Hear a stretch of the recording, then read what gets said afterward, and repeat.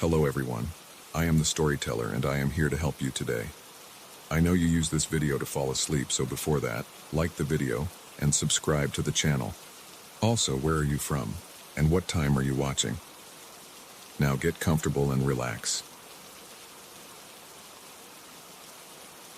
I moved into the old condominium last month. I wanted a fresh start and the rent was cheap. The first thing I noticed was the stale smell in the hallway. The paint on the walls looked cracked. Every time I walked, I heard creaking under my feet. Some doors had odd scratches along the frames. I didn't think much of it at the time. I just wanted a quiet place to settle and unpack. I had no idea what waited for me underneath this building. On my first night, I stood in the kitchen, looking at the outdated cabinets. One drawer seemed stuck, so I yanked it until it opened with a small snap. Inside, I found some old utensils, a roll of plastic wrap, and a single key on a thin metal ring. That key looked rusted with patches of discoloration on the metal. I tested it in my front door, bedroom door, and even my bathroom door out of curiosity. It didn't fit anywhere. It felt heavy in my hand, and for some reason, it made me uneasy. I tossed it back into the drawer and went to bed. The next morning, I woke up to a faint drip from the kitchen faucet. I stared at the stained ceiling. I felt a bit unsettled. I couldn't stop thinking about the key. I walked back into the kitchen and opened the drawer again.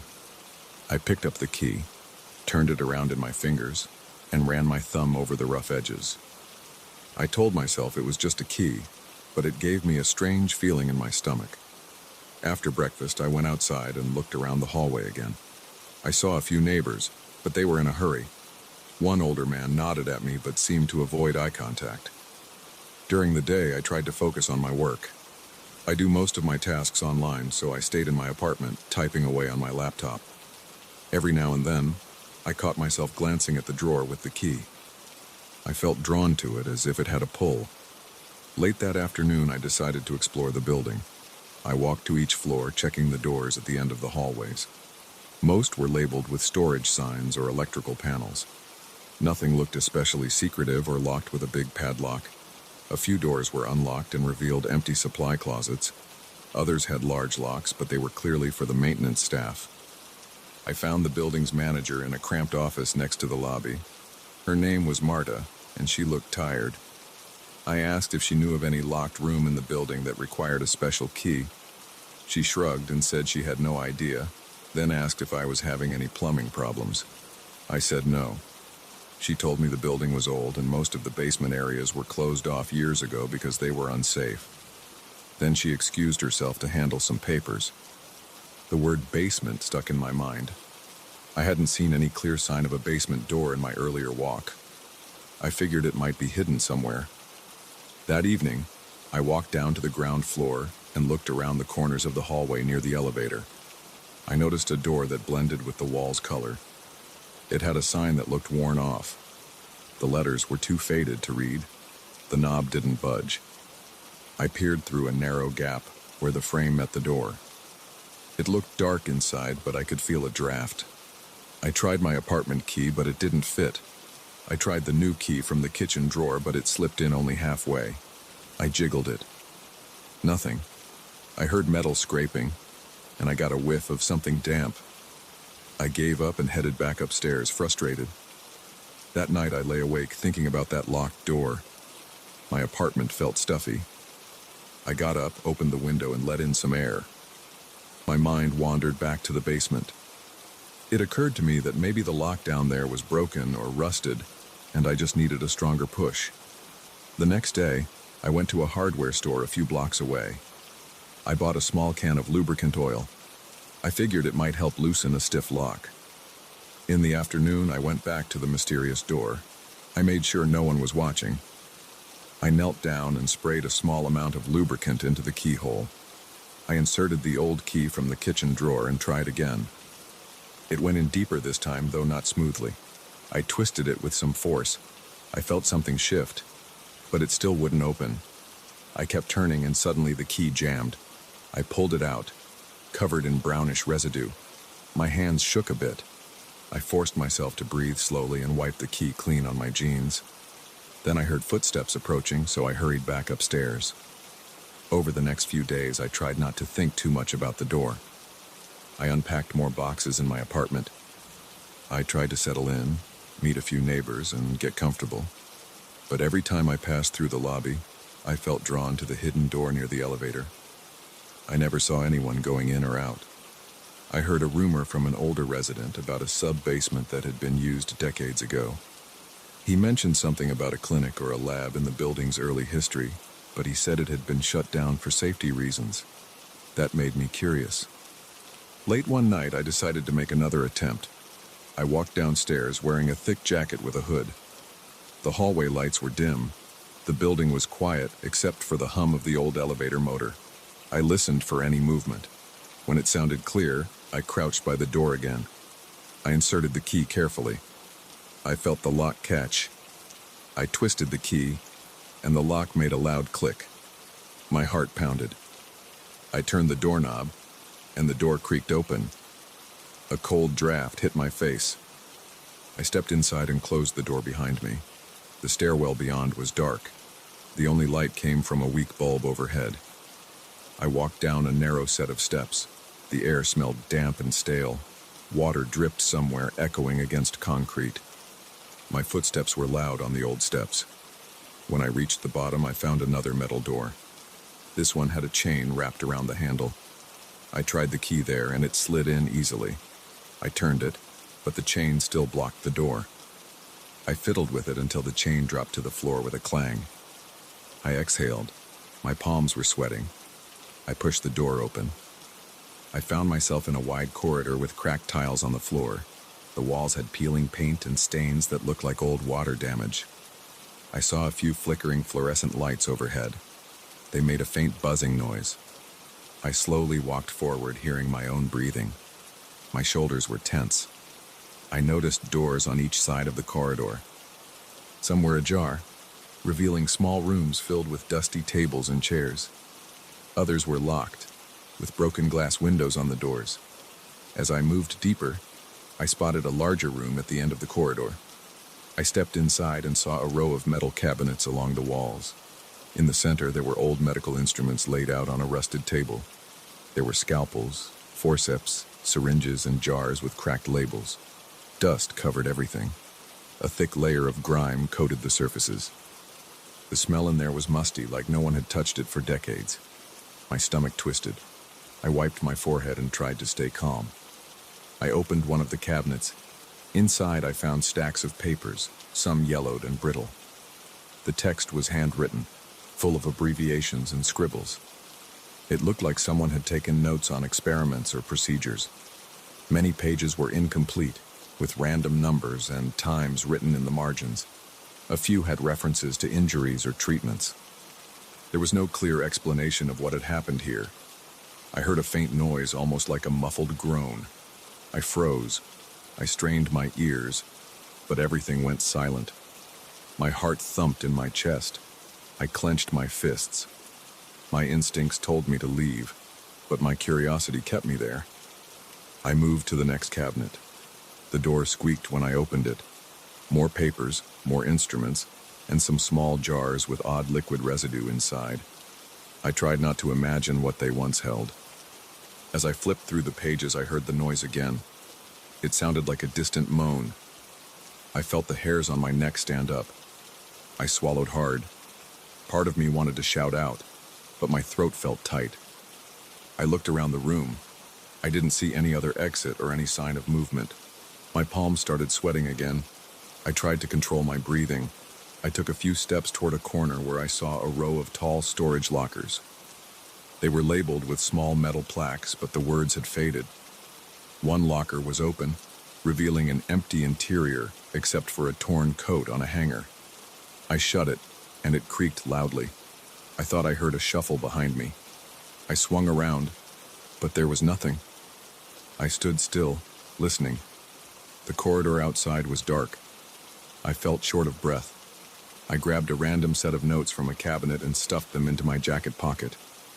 Then I headed back to the corridor, shining my phone's flashlight around. The walls seemed to swallow the light. Every step I took echoed. My pulse pounded in my temples. I heard the moan again, clearer this time. It sounded like it came from somewhere behind the walls. The pitch rose and fell, then faded. I glanced around, trying to see if there was any hidden passage. The corridor looked solid. The doors were either locked or led to rooms that had no one in them. I told myself it might just be an old pipe or air vent. Still, it didn't sound mechanical. It sounded almost human, but I had no proof. My hands trembled. I felt my shoulders tighten. My skin felt cold. I followed the noise, or at least the direction I thought it came from. It led me to a short hallway branching off from the main corridor. The ceiling there was lower, and the floor was wetter. I nearly slipped on a patch of slick concrete. At the end of that hallway, there was another locked door. The handle was corroded, the paint on the door flaking away. I tested my key, expecting it not to fit, but it slid in. This time, the lock gave way with a loud screech. I pushed the door open. My flashlight revealed a small room with more metal cabinets and a single gurney in the center.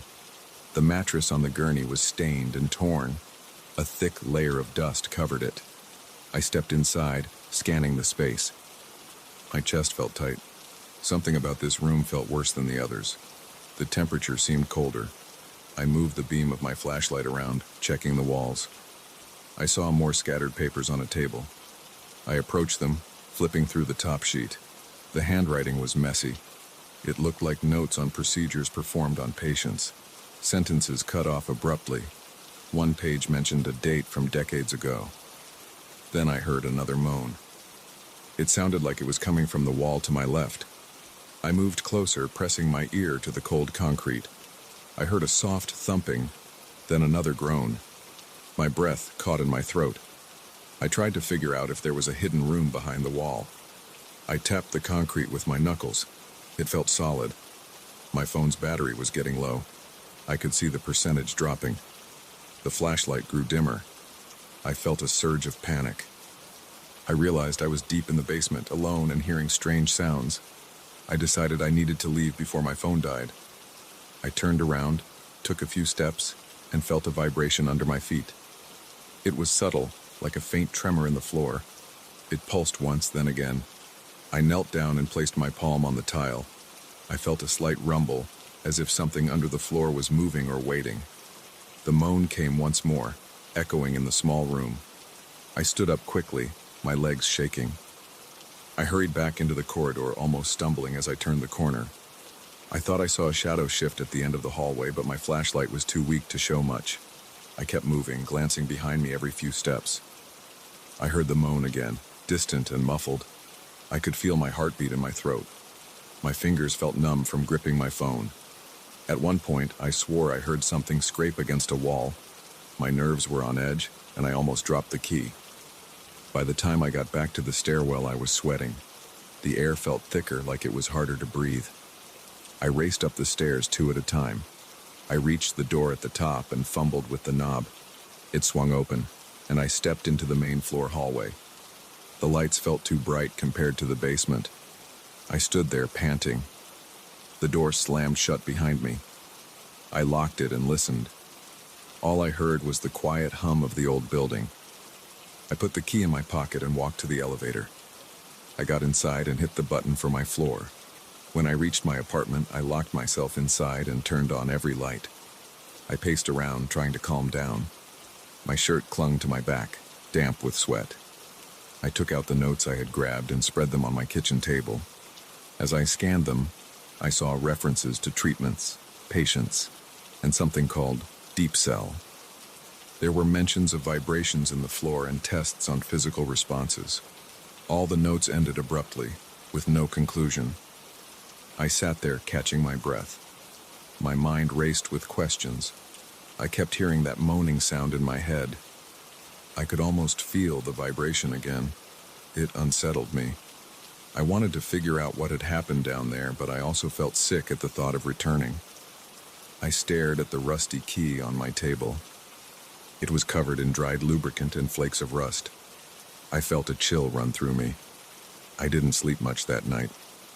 Whenever I closed my eyes, I thought I heard footsteps in the hallway.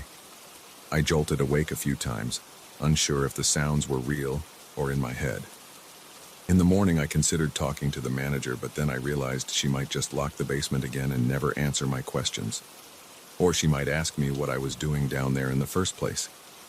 All day, I kept remembering the trembling in the floor. I thought about the old instruments, the notes, and those locked rooms. I heard faint echoes of that moan in my mind. My gut told me something else was hidden behind that concrete. I didn't know if it was a person or an old machine or something else entirely, but I felt certain I hadn't been alone down there. For now, I have the key. I have the notes, and I know how to open the door.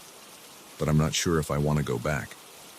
There's something about that vibration that makes me feel like I'm in over my head. I can't stop thinking about it. I feel a heaviness in my chest, like the building is pressing down on me, reminding me of what's beneath. I don't know if I'll find the courage to return alone, but I also can't stop wondering if whatever is down there is waiting. And if it is, then I'm the only one who can find it. Until then, I'm keeping the key in my drawer. I can't bring myself to throw it away. Every time I look at it, I feel my stomach tighten. I haven't touched it since yesterday. I keep asking myself if I imagined those moans or if there really was something in the basement. I can't be sure. The only thing I know is that I felt something vibrate under the floor, and I heard noises I can't explain. Something is down there, and it hasn't been touched for decades. I'm trying to convince myself that I'm safe up here, in my apartment, with my door locked. But I can still hear the building settle at night, and I wonder if the vibrations are creeping upward little by little.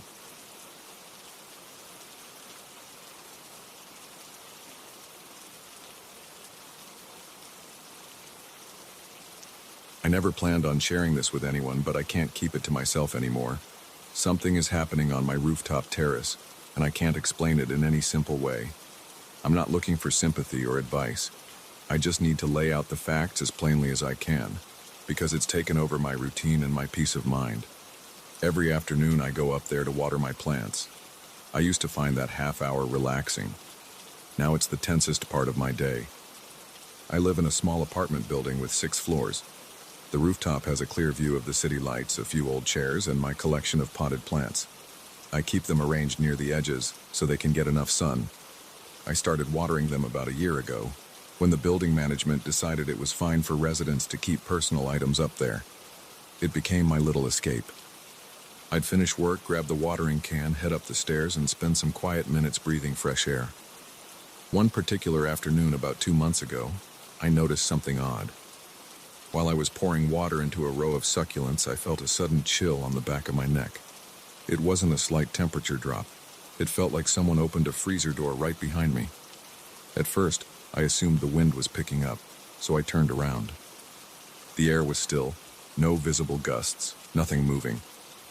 I shrugged it off, but then I heard a soft tapping on the ceramic tiles.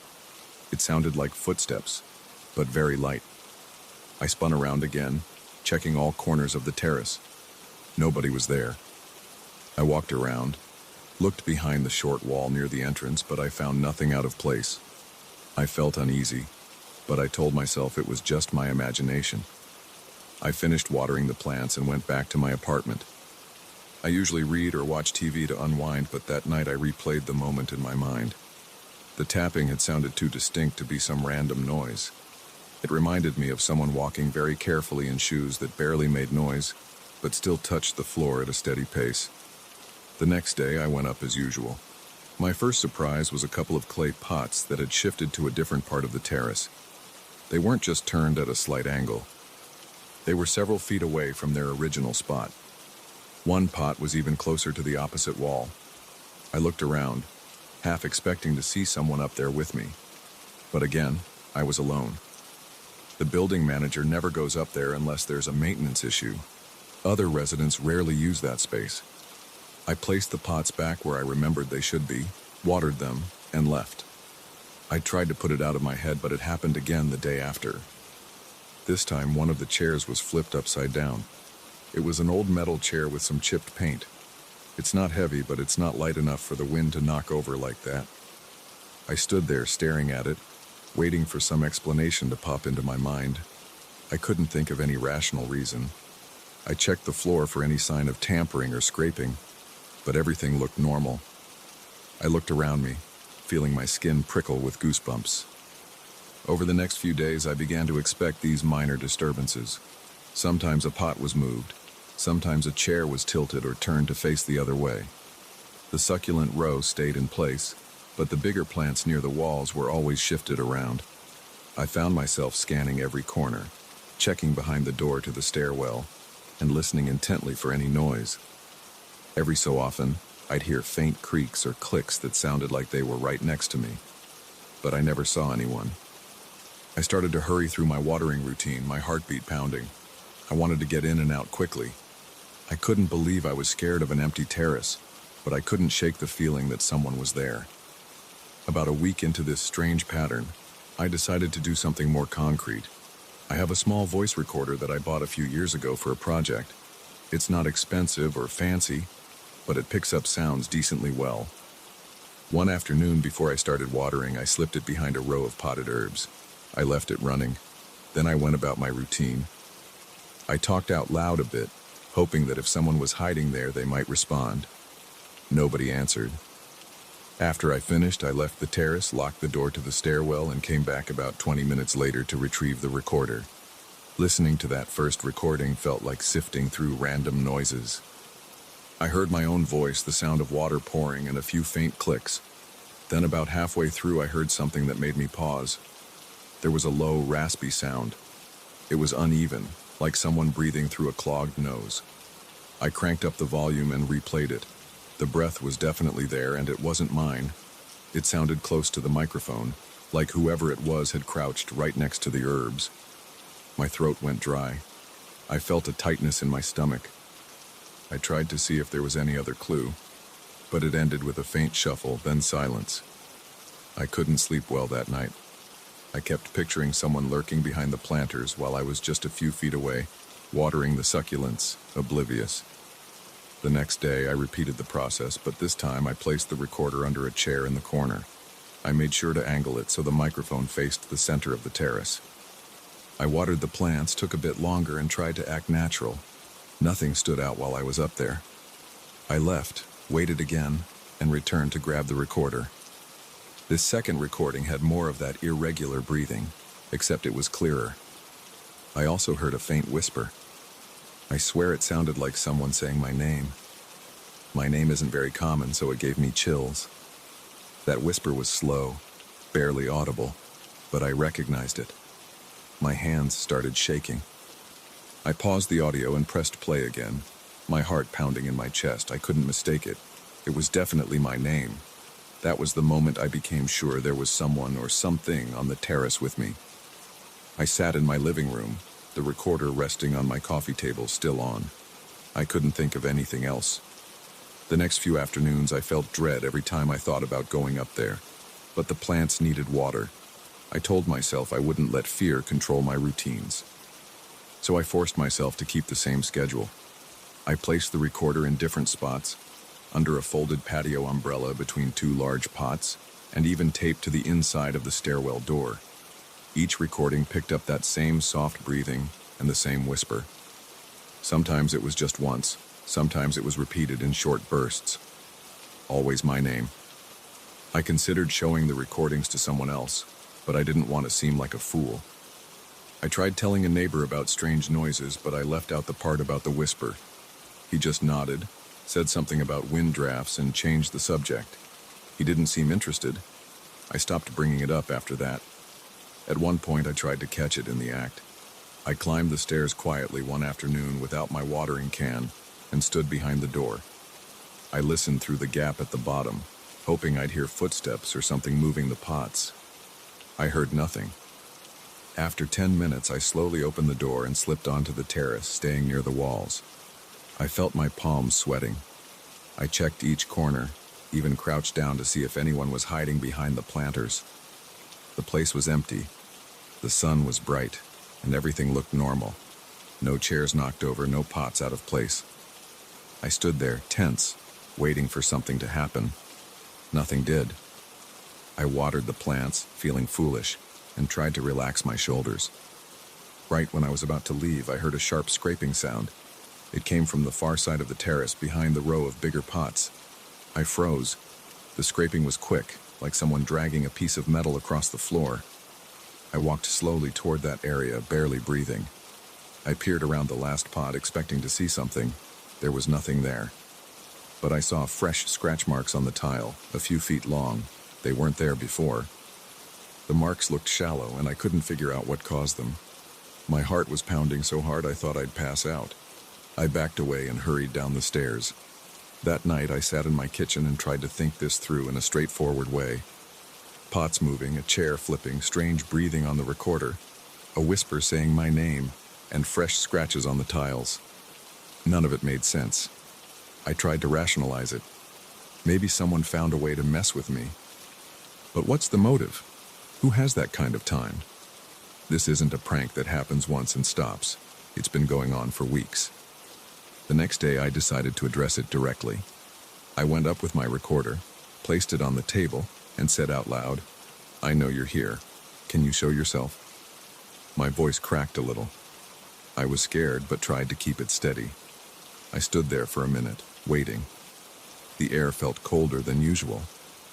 I heard a faint rustle, like cloth rubbing against something, but I saw nothing.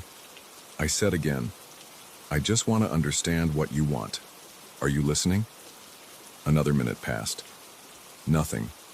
My hands were trembling. I picked up the recorder and left. When I played back that file, I almost dropped my phone. The rustling was louder on the recording. Right after I spoke, there was a soft reply.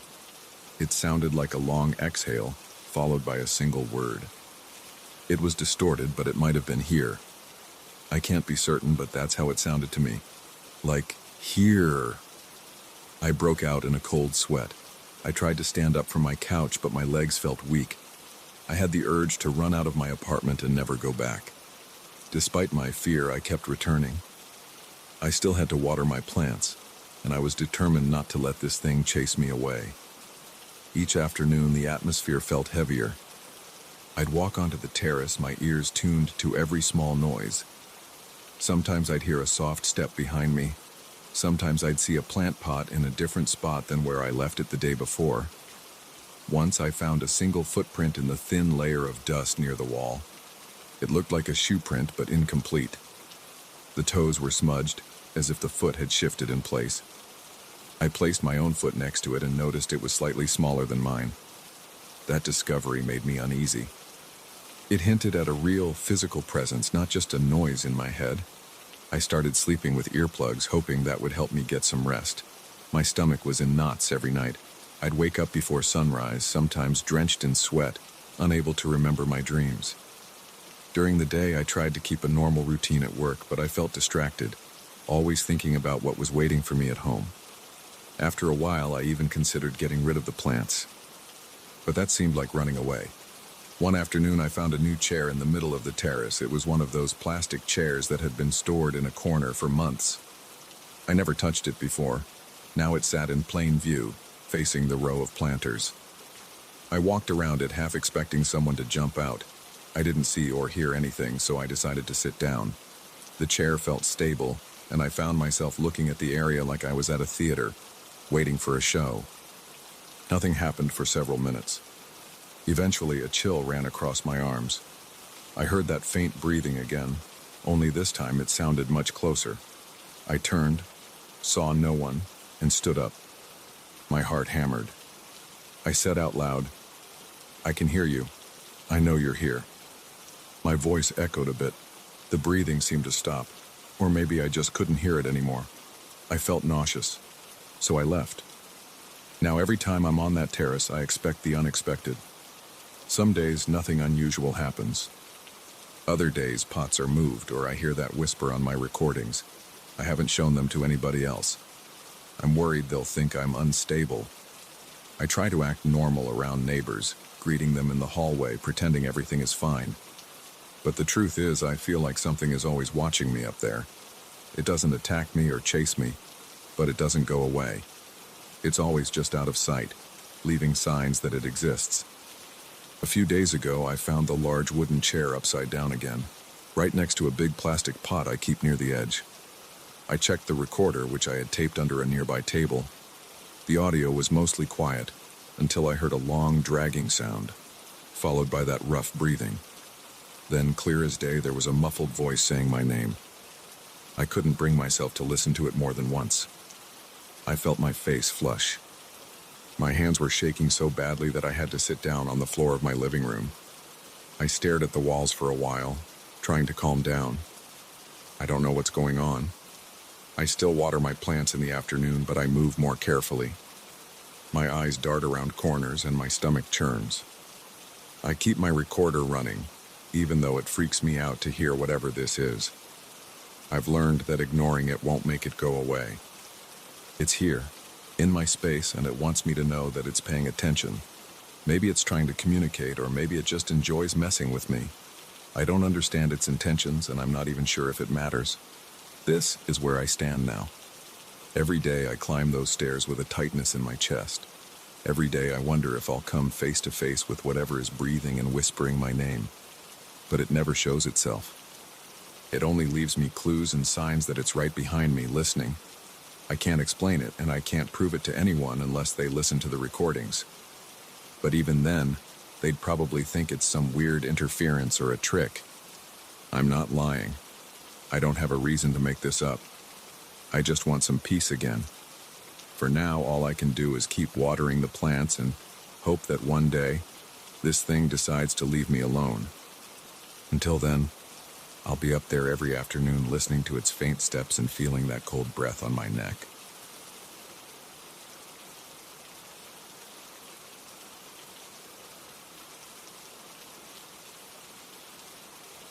I never thought a single sound could make my heart pound the way it did on my first night in that house. I moved there to escape the noise of the city. I wanted complete silence so I could focus on writing new music. I was tired of cramped apartments and neighbors who stomped around all day and night. I wanted stillness, a big empty place where I could blast my guitar if I wanted, or play a soft riff on my keyboard without worrying about anyone listening. I needed time to think, to explore melodies in my own head. But what I found was the strangest sound I've ever heard, coming from a place that should have been empty. I'd found the house through a local ad online. It wasn't expensive. The real estate agent said the property sat empty for years, so the owner just wanted someone to cover basic costs. The place was big. It had 2 floors and an attic. The yard was overgrown with weeds, and the windows looked dusty from the outside. When I walked in, the floors creaked under my feet. Everything smelled stale, like it needed fresh air. I saw paint peeling in the corner of the living room ceiling. The furniture was old, probably left by previous tenants. It fit my needs, though. There was a large room where I could set up my equipment. There were no neighbors nearby. I'd have no distractions. I thought it was perfect. On the first day, I moved in a few suitcases and my instruments. I spent most of the afternoon tidying up. I wiped down the counters, vacuumed the floors, and opened the windows to air the place out. I set up my keyboard in a corner of the living room where a little sunlight came in through a cracked window. I kept my guitar and amp in a closet for the moment because I didn't feel like making noise right away. I wanted to get a feel for the house first. The agent told me the electricity worked fine, but the light fixtures were old and some bulbs flickered. I tested them and saw that a few flickered a bit. It didn't bother me. That night, I fell asleep on a couch in the living room. I was too tired to climb the stairs. Around 3 in the morning, I woke up. My eyes snapped open and I couldn't tell why at first. I heard a sound. It was faint, like a tune coming through a wall. It was soft, sort of like a gentle hum. I thought maybe I was half dreaming, but I sat up and the hair on my arm stood on end. I couldn't make out the exact notes, but it sounded like someone was playing an old recording. It was soothing, but it made me uneasy because I knew I was alone in the house. My rental agreement said nobody else would be there. There was no mention of old equipment in the attic or anything like that. I got up slowly. My feet were cold against the wooden floor. I walked around the living room listening. The tune sounded like it was coming from above, maybe from the ceiling or from the next floor. I looked at the stairs in the hallway. The darkness on the second floor felt thick, like a curtain. I wasn't sure if I should go up there in the middle of the night, but the melody kept going and it never wavered. It didn't grow louder. It stayed in that low volume, as though it was seeping through the house's walls. I decided not to go upstairs that first night. Instead, I went to the kitchen, got a glass of water, and tried to relax. I listened for the sound again.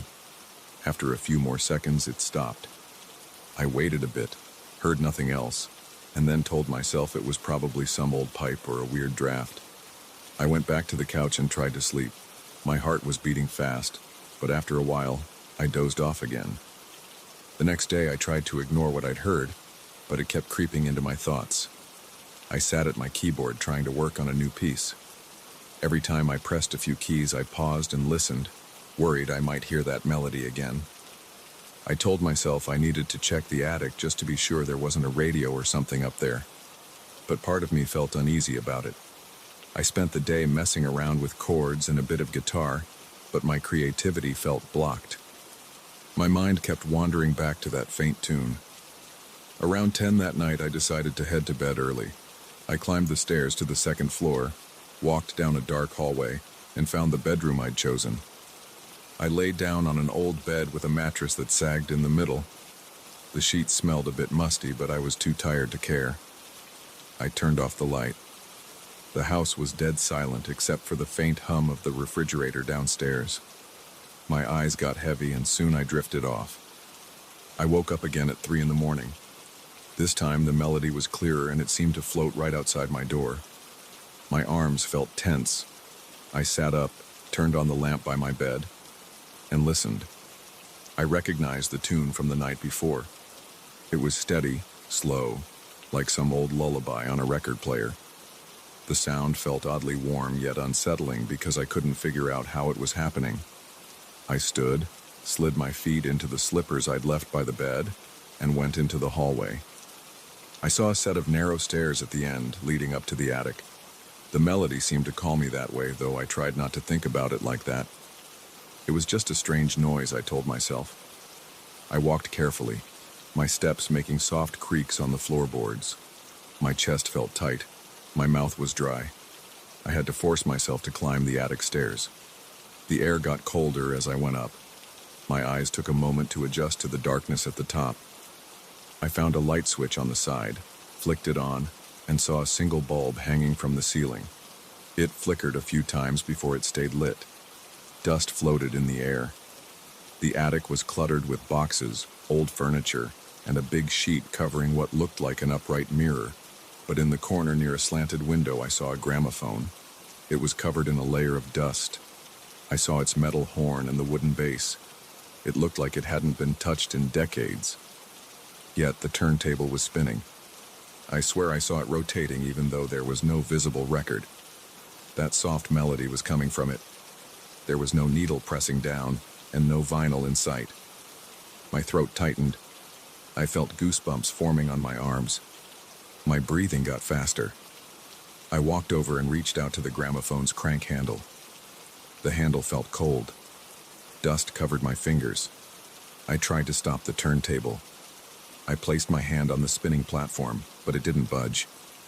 It felt like a steady motor was pushing it along, except the crank wasn't turning. I tried flipping whatever switches I could find on the gramophone, but nothing responded. The melody kept playing. It sounded clear, as though it was being played at full volume right next to me. I said, "Come on, stop," under my breath like an idiot. Of course it didn't stop. My heart was thumping in my chest and my palms were sweaty. I decided to unplug it. I looked for a cable or cord, but there wasn't one. It was an old wind-up gramophone, so there was no power cable at all. Yet it kept spinning. The music seemed to wash over me in waves. My head felt light, and I started to sway. I snapped out of it and backed away. I stood there for a moment, staring at the gramophone. I couldn't make any sense of it. I noticed the attic walls were lined with old papers and rickety shelves. I saw a few music sheets scattered on a nearby table. They looked faded, with notes written in a handwriting I didn't recognize. I walked over and picked them up. They were incomplete, as if the composer stopped halfway through. The notes looked chaotic, like someone was in a rush to get the ideas down before they forgot. I felt a strange urge to finish them, even though I'd never seen them before. The melody from the gramophone seemed to match the style of the notation on these pages. I got a chill up my spine. I wanted to leave, but curiosity pulled me in. I thought maybe these sheets were part of a larger composition. I scanned them, looking for anything that made sense. The notes were scattered, but I recognized a structure that might tie into the melody I was hearing. I tried to piece it together in my mind. It was tough to focus. The constant sound from the gramophone made it hard to think clearly. My hands shook, and I realized I was breathing in short, quick bursts. I told myself to calm down. I decided to go back to bed and deal with it in the morning. I glanced at the gramophone one last time. It kept spinning, ignoring me. I turned off the light, backed away, and went downstairs. When I reached my bedroom, I shut the door and slid a small trunk in front of it like that would do anything. The idea of it made me feel slightly better. I listened for the melody from my bed, but I couldn't hear it. Eventually, I fell asleep out of sheer exhaustion. The next morning, I ate a quick breakfast and gathered my courage. I went back to the attic, half expecting the gramophone to be silent. But when I walked in, it was still spinning with that same haunting tune. I felt my chest tighten again. I approached it and tried to remove the turntable. It didn't budge. I tried lifting the entire machine. It was heavier than it looked. The handle dug into my palm, and I almost dropped it. It kept playing even though I tilted it slightly. Dust fell off the sides. I set it back down. I decided to open the attic window. I needed fresh air. I coughed from all the dust swirling around. The melody never stopped. I looked at the sheet music again. I felt a strange pull to study the notes. I took them downstairs so I could examine them in better light. As I worked through the lines, I noticed how some sections matched the tune almost exactly. Then there were empty bars that seemed to lead somewhere but never concluded. I felt compelled to complete them, as if the lines were calling me to do it. I didn't like that feeling, but I also couldn't ignore it. I sat at my keyboard, set the pages on the stand, and tried to play the piece as far as it was written. It matched the melody from the attic, note for note. Each chord progression was the same. Each rest fell in the same place. But then I reached the incomplete section. My fingers hovered over the keys and I paused. My mind started racing with ideas. I felt a tightness in my chest, like I shouldn't mess with these notes. But I had to, because the half-finished part stirred something in me. I wanted to see where the music would go. I started playing different chords. Each time I pressed a key, I remembered the spinning gramophone upstairs. My body felt tense, but I kept playing. My hands were a little shaky. After a few attempts, I found a chord that fit the pattern. I wrote it down with a pencil. I spent most of the day like that, trying to fill in the blank measures. I was anxious, but I couldn't stop. I took short breaks to drink water or stretch my legs, but I avoided going back to the attic. I heard no music downstairs during the day, which made me uneasy in another way. It felt like the house was waiting for something. The sun started setting. I turned on a lamp near the keyboard. My eyes were burning from staring at the sheet for so long. I decided to stop for the evening, but I had some of the missing measures filled in. It felt like progress. I ate a sandwich for dinner and sat on the couch reading over the new music. I thought about how crazy this all seemed, but the reality was right there. I could still picture that gramophone, spinning with no power source, playing a tune that matched these sheets. Around midnight, I felt too tired to keep my eyes open, so I went back to the bedroom. I kept the door unlocked this time, thinking maybe I'd want to move around if the tune woke me up again. Sure enough, at around 3 in the morning, I heard it. It was louder, like it was drifting through the hallway. My skin prickled. My heart pounded. I left my bed, walked into the hall, and once again climbed the attic steps. My legs felt shaky. When I entered the attic, the light bulb flickered more than usual, and the gramophone was playing that same melody. The pitch seemed slightly different, as if it changed key. I approached it. My hands were clammy. I tried to turn it off again, but nothing worked. I said, "What do you want from me?" Out loud. I felt stupid talking to a machine, but I was desperate. As I stood there, I saw the new measures I wrote in my head. and I realized the tune from the gramophone was now incorporating part of what I had written that day. It was no longer just the original piece. That made my stomach drop. I realized the melody was changing along with my edits. I wondered if finishing the piece would make it stop, or if it would make something else happen. My pulse was racing, and my forehead was damp with sweat. I decided to try. I said, "Fine," under my breath. I hurried downstairs, grabbed the sheet music, and brought it back to the attic. I placed it on a dusty table near the gramophone. I used an old pencil I found in one of the boxes, and I kept going with the notes. I played them in my head, matching them to the tune. My heartbeat was loud in my ears.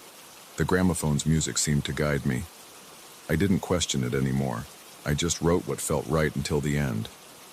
I finished the last measure and set the pencil down. My hand shook and the pencil rolled off the table.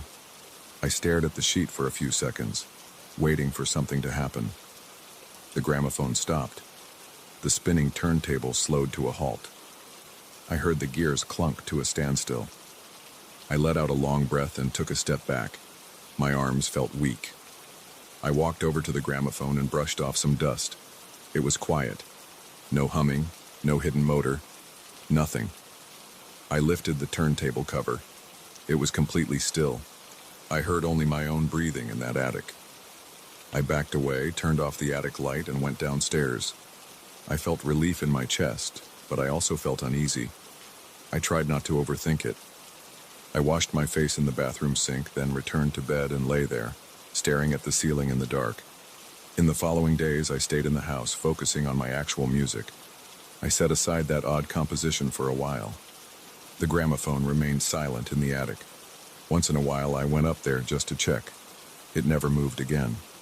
The sheet music I had completed stayed on the table. I glanced at it sometimes, but never played it in full on my keyboard. Something about it still gave me that uneasy feeling. I finished my work a few weeks later and left the house as soon as my lease ended. I never heard the gramophone's tune again, and I never asked the owner about it. I figured it was better to keep it to myself. The memory still makes my skin crawl sometimes, but I try not to dwell on it. I only know that for those nights, I heard music that shouldn't have existed, played on an old machine that wasn't connected to anything. And I felt something in that attic, like a presence that pushed me to finish a piece that it couldn't finish on its own. I don't have an explanation, and I guess I don't need one. I just know that I composed something I never intended to write, in a house where silence was supposed to be my friend, but instead, it led me to the strangest collaboration of my life.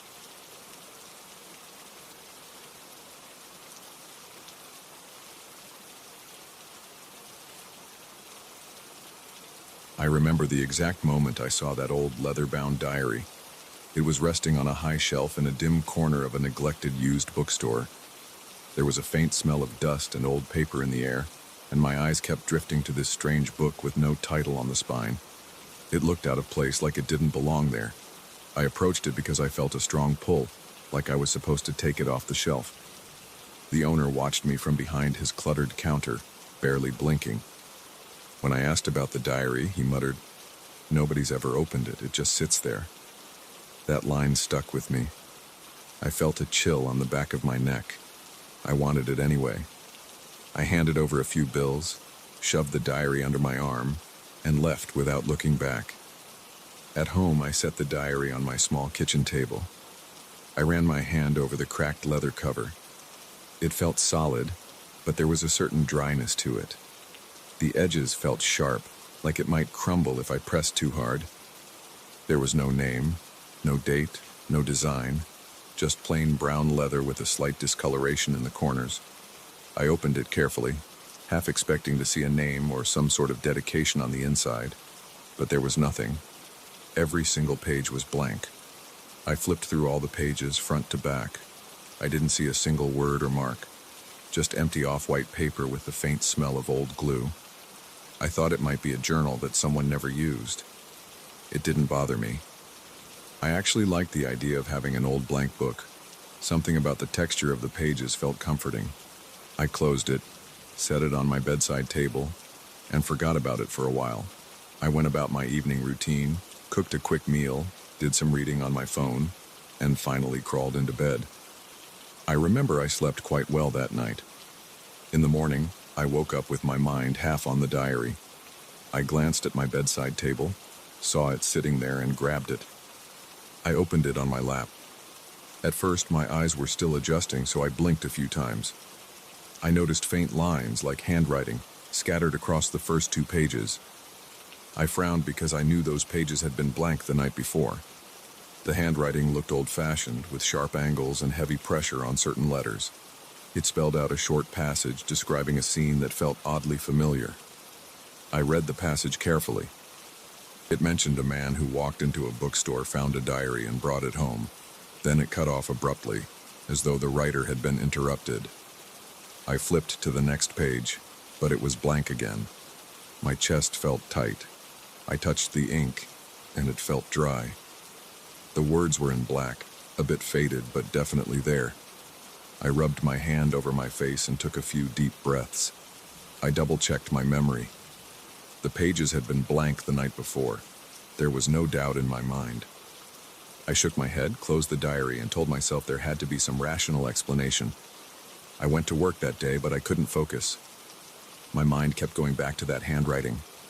I kept picturing those slanted letters, the abrupt ending. I felt nervous energy in my stomach. My hands felt restless, and I kept tapping my fingers on my desk. By the time I got home, the sun was already setting. I tossed my bag on the couch and immediately went to check the diary. I opened it again and saw the same passage from that morning. Nothing else had appeared. It made me feel a bit calmer, like maybe I'd just been half asleep and overreacting. I set it back on the table near my bed and tried to distract myself with a movie on my laptop. That night, I had a hard time falling asleep. Every time I closed my eyes, I saw those pages. I remembered the bookstore owner's words. Nobody's ever opened it. But that didn't explain anything. Eventually, I drifted off with the diary still resting next to me. I woke up suddenly around 2 in the morning, my throat dry, feeling an urge to check the diary. I reached for it, opened it under the weak light of my phone, and saw more writing. My heart started racing. I blinked a few times and kept reading. The new passage described a man lying in bed checking the pages of a strange diary. It said something about him feeling his heart pound in his chest, about him rubbing sweat from his forehead. It talked about how he didn't believe what he was seeing. I realized it was describing me, right at that moment, but in a weirdly distorted way. The text said I had a scar on my left hand, which isn't true. But it got every other detail right, down to the color of my sheets and the position of my phone on the nightstand. I felt a tingling sensation in my arms. My chest felt tight again, and I breathed slowly to calm myself. I didn't want to keep reading, but I couldn't stop. I read until I got to the last line where it said, "He thinks this is only the beginning." Then it cut off. No more text. I noticed my hands were shaking. My breath felt shallow. My mouth tasted bitter. I had this strong urge to close the book and never open it again.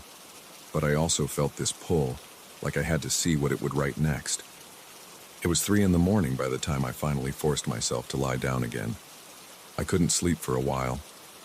I stared at the ceiling, my heart thumping in my ears. The next morning, I was exhausted. My eyes stung from lack of sleep. I went to work in a daze. My coworkers asked if I was sick because I looked so tired. I just shrugged and said I'd had a rough night. I didn't want to tell anyone about the diary. I felt embarrassed, like they'd think I was losing my mind. Throughout the day, I couldn't stop thinking about it. I replayed the details in my head. I kept remembering how the diary knew what I was doing at that exact moment. My hands trembled sometimes, and I'd clench them to hide the shaking. I tried to ignore the uneasy feeling in my gut. When I finally got back home, I stood in front of my bedroom door and hesitated, thinking about the diary sitting there. I went inside and saw it right where I had left it. My heart picked up speed again. I set my bag down, took off my jacket, and approached it slowly. There was a subtle smell of old paper in the air. I lifted the cover, turned the pages, and saw fresh text continuing from where it stopped during the night.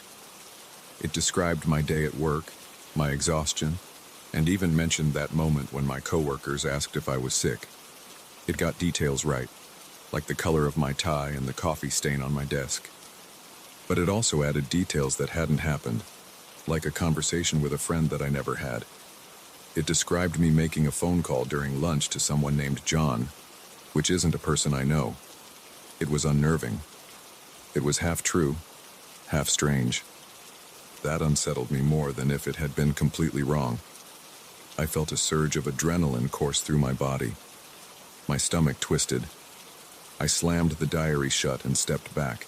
My heart thudded against my ribs. The room felt too small. I walked out to the living room, paced around, and tried to calm down.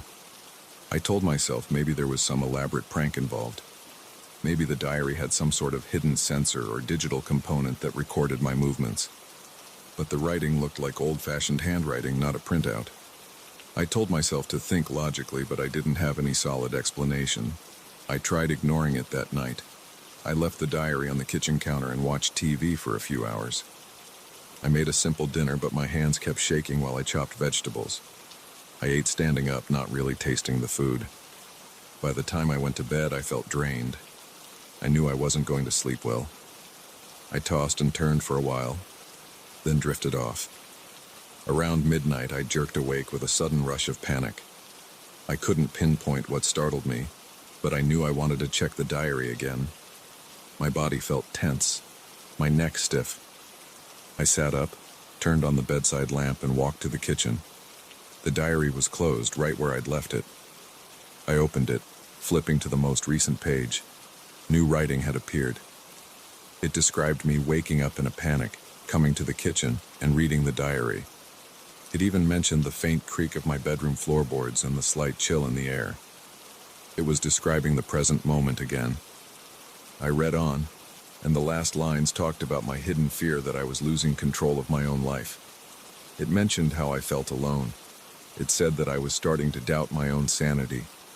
My chest tightened, and I realized I was breathing faster. My scalp prickled. I shut the diary, feeling a wave of dread in my stomach. The next few days passed in a blur. Each night the diary would update. Each morning, I'd find more passages describing my actions. They weren't all accurate. Sometimes it mentioned me doing things I never did, like taking a long walk by the river or meeting someone at a cafe. But the scariest parts were the ones that lined up exactly with reality. It knew small personal details that I never shared with anyone. It wrote about my private fears, like the way I sometimes worry about failing at work or the way I feel uneasy in dark, empty spaces.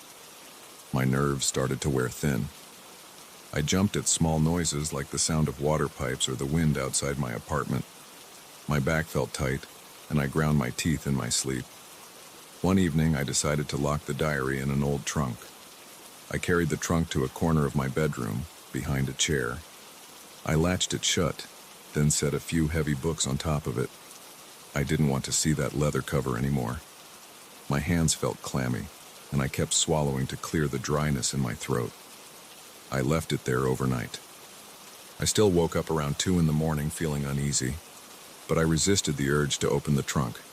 The next morning, I finally unlocked it and took the diary out. My heart rate spiked as I opened it.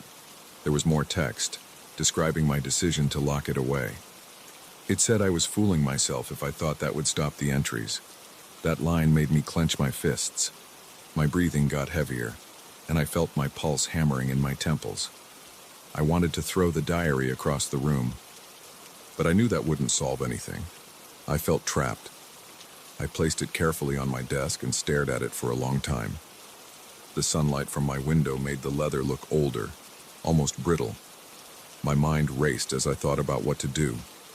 I considered taking it back to the bookstore, but I had a feeling that wouldn't change anything. I pictured the owner's blank stare and realized I didn't even remember his name. Over the next few days, the diary's entries became more specific about my fears. It wrote about the anxiety I felt at night, about the tension in my muscles, and about certain memories I'd never told anyone. It kept hinting that more unsettling things would happen soon. Each night I found new entries describing events that hadn't happened yet. Some were harmless details, like a coworker offering me a ride to the bus stop, which actually happened the next day. Other times it described situations I couldn't verify. It said I'd argue with my neighbor about loud music, but my neighbor was out of town. So I didn't know if that was supposed to happen later or if it was simply wrong. I started to feel like I was living two lives, the real one and the one in the diary. Sometimes they matched, sometimes they didn't. My appetite got worse. I woke up with headaches. My eyes felt tired. I kept checking the diary every morning and every night, no matter how hard I tried not to. It felt like a compulsion. The descriptions of my physical reactions were always spot on. The sweaty palms, the shaky breaths, the stiff shoulders. It was recording my life in real time and also predicting moments that might happen in the future.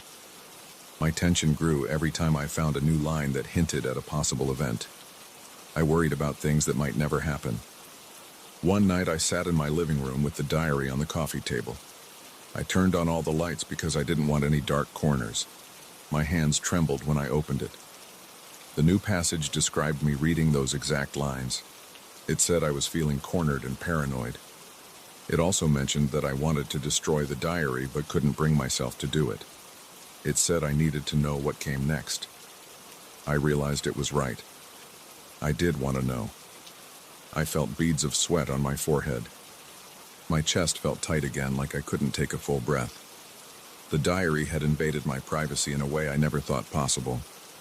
I stared at the words, unsure of what to do. The text ended with a sentence. He wonders if it will ever stop, but part of him hopes it won't. I closed the diary and placed my hand on the cover. My skin felt cold, and my heart pounded. I thought about throwing it out the window, or burning it, or locking it away forever. But I just sat there, breathing hard, feeling that same pull I felt when I first saw it in the bookstore. Right now, I'm writing these words in a notebook I bought yesterday. I'm describing everything that happened with the diary, step by step, in plain detail. I don't know if it will help me understand or if it will make the diary's influence fade. The diary is still on my coffee table, closed. I'm afraid to open it again, but I also can't stop myself. I feel trapped in this routine of checking and dreading day after day. My heart keeps racing every time I look at that cracked leather cover. I can see the faint spots where the leather is peeling. I can almost feel the ink drying on the pages, waiting for me. Every time I think about it, I feel a knot in my stomach. I wish I had a neat conclusion to this, but I don't. The diary is still there, and I'm still here, uncertain. I'm just hoping that by writing this all down, I can put some distance between us. But I know, deep down, that tonight, the words will be there again. The diary will keep writing about me, describing me, predicting things I never thought about. And I'll keep looking even though I'm terrified of what I might find next.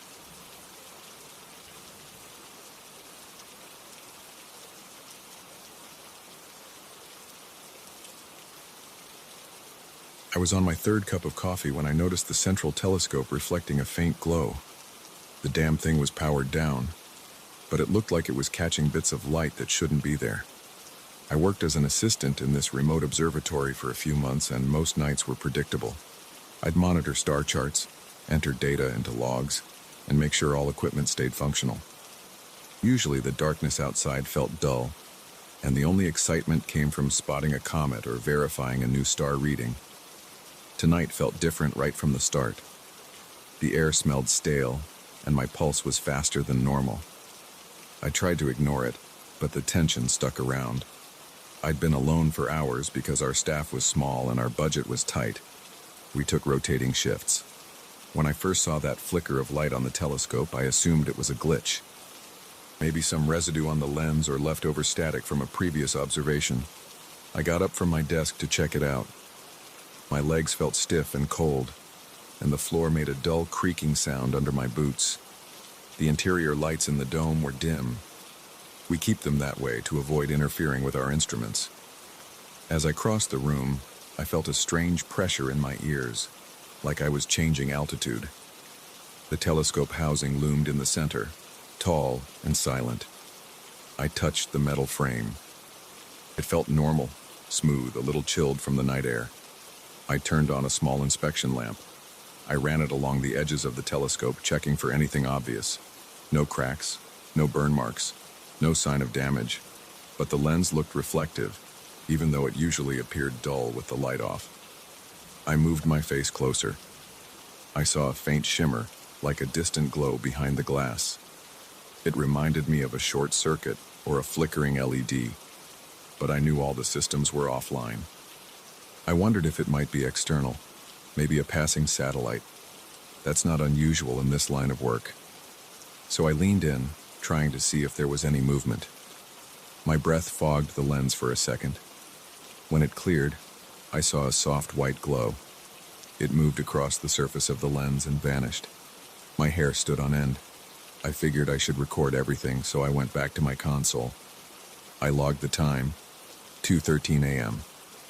I wrote a short note about an unexplained reflection on the telescope lens. Then I tried to capture a quick image with a handheld camera. The screen showed nothing but darkness. That was irritating. I decided to check the external sensors and the audio feed. We keep an audio recorder running to capture ambient sounds. We often get interference from radio signals or cosmic noise, but sometimes we log random night sounds like wind gusts or distant wildlife. I put on the headphones and fast-forwarded through the last hour's recording. At first I heard the usual static. Then I heard a small sequence of sounds that made my heart pound. It sounded like a low whisper, or several whispers overlapping.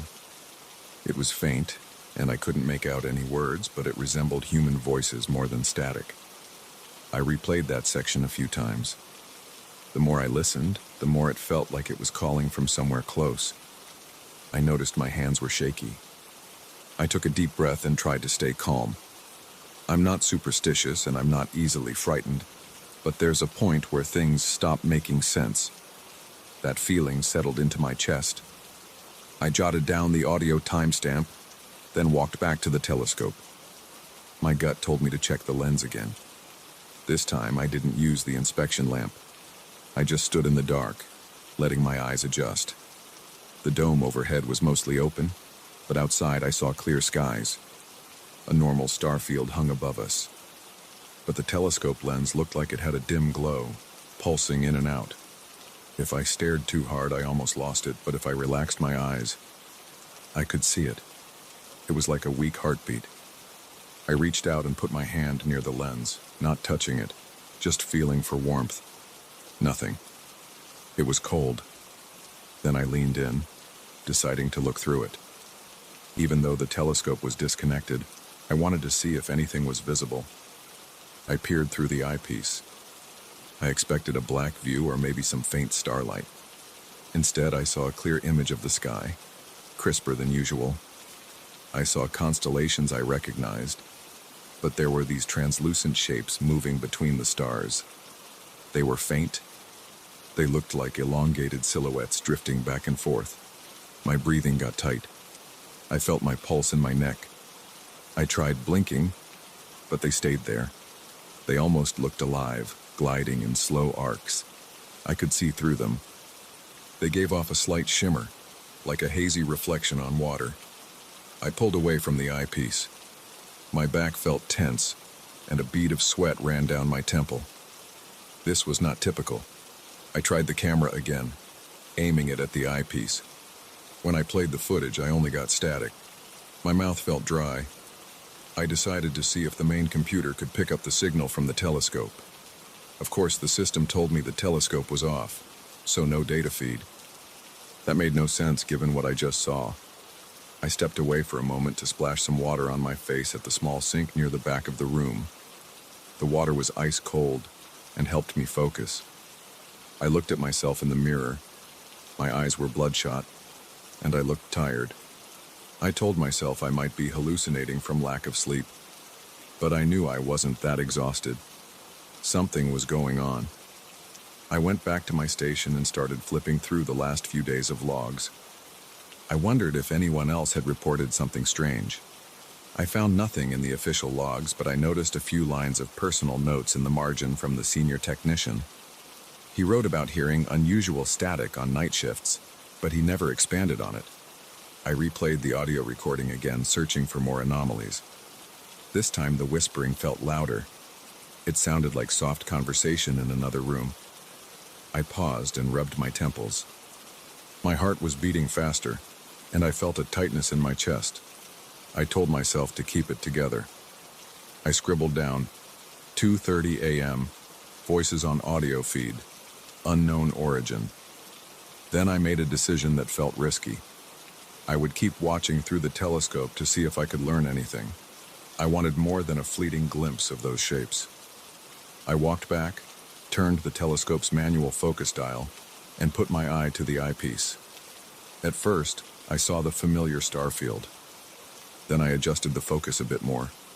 The shapes were there again. They were moving in slow patterns, drifting like they had some purpose. I tried to see if they had any recognizable form, arms, faces, or anything like that. They looked more like outlines of figures, but nothing distinct. As I watched, I heard a slight ringing in my ears. It built up into a kind of pressure behind my forehead. I clenched my jaw. It felt uncomfortable, like a headache forming. I forced myself to keep looking. After maybe a minute, the shapes seemed to merge into one bright spot. That spot pulsed a few times, then disappeared. I staggered back, feeling dizzy. I sat down on a nearby chair, rubbing the back of my neck.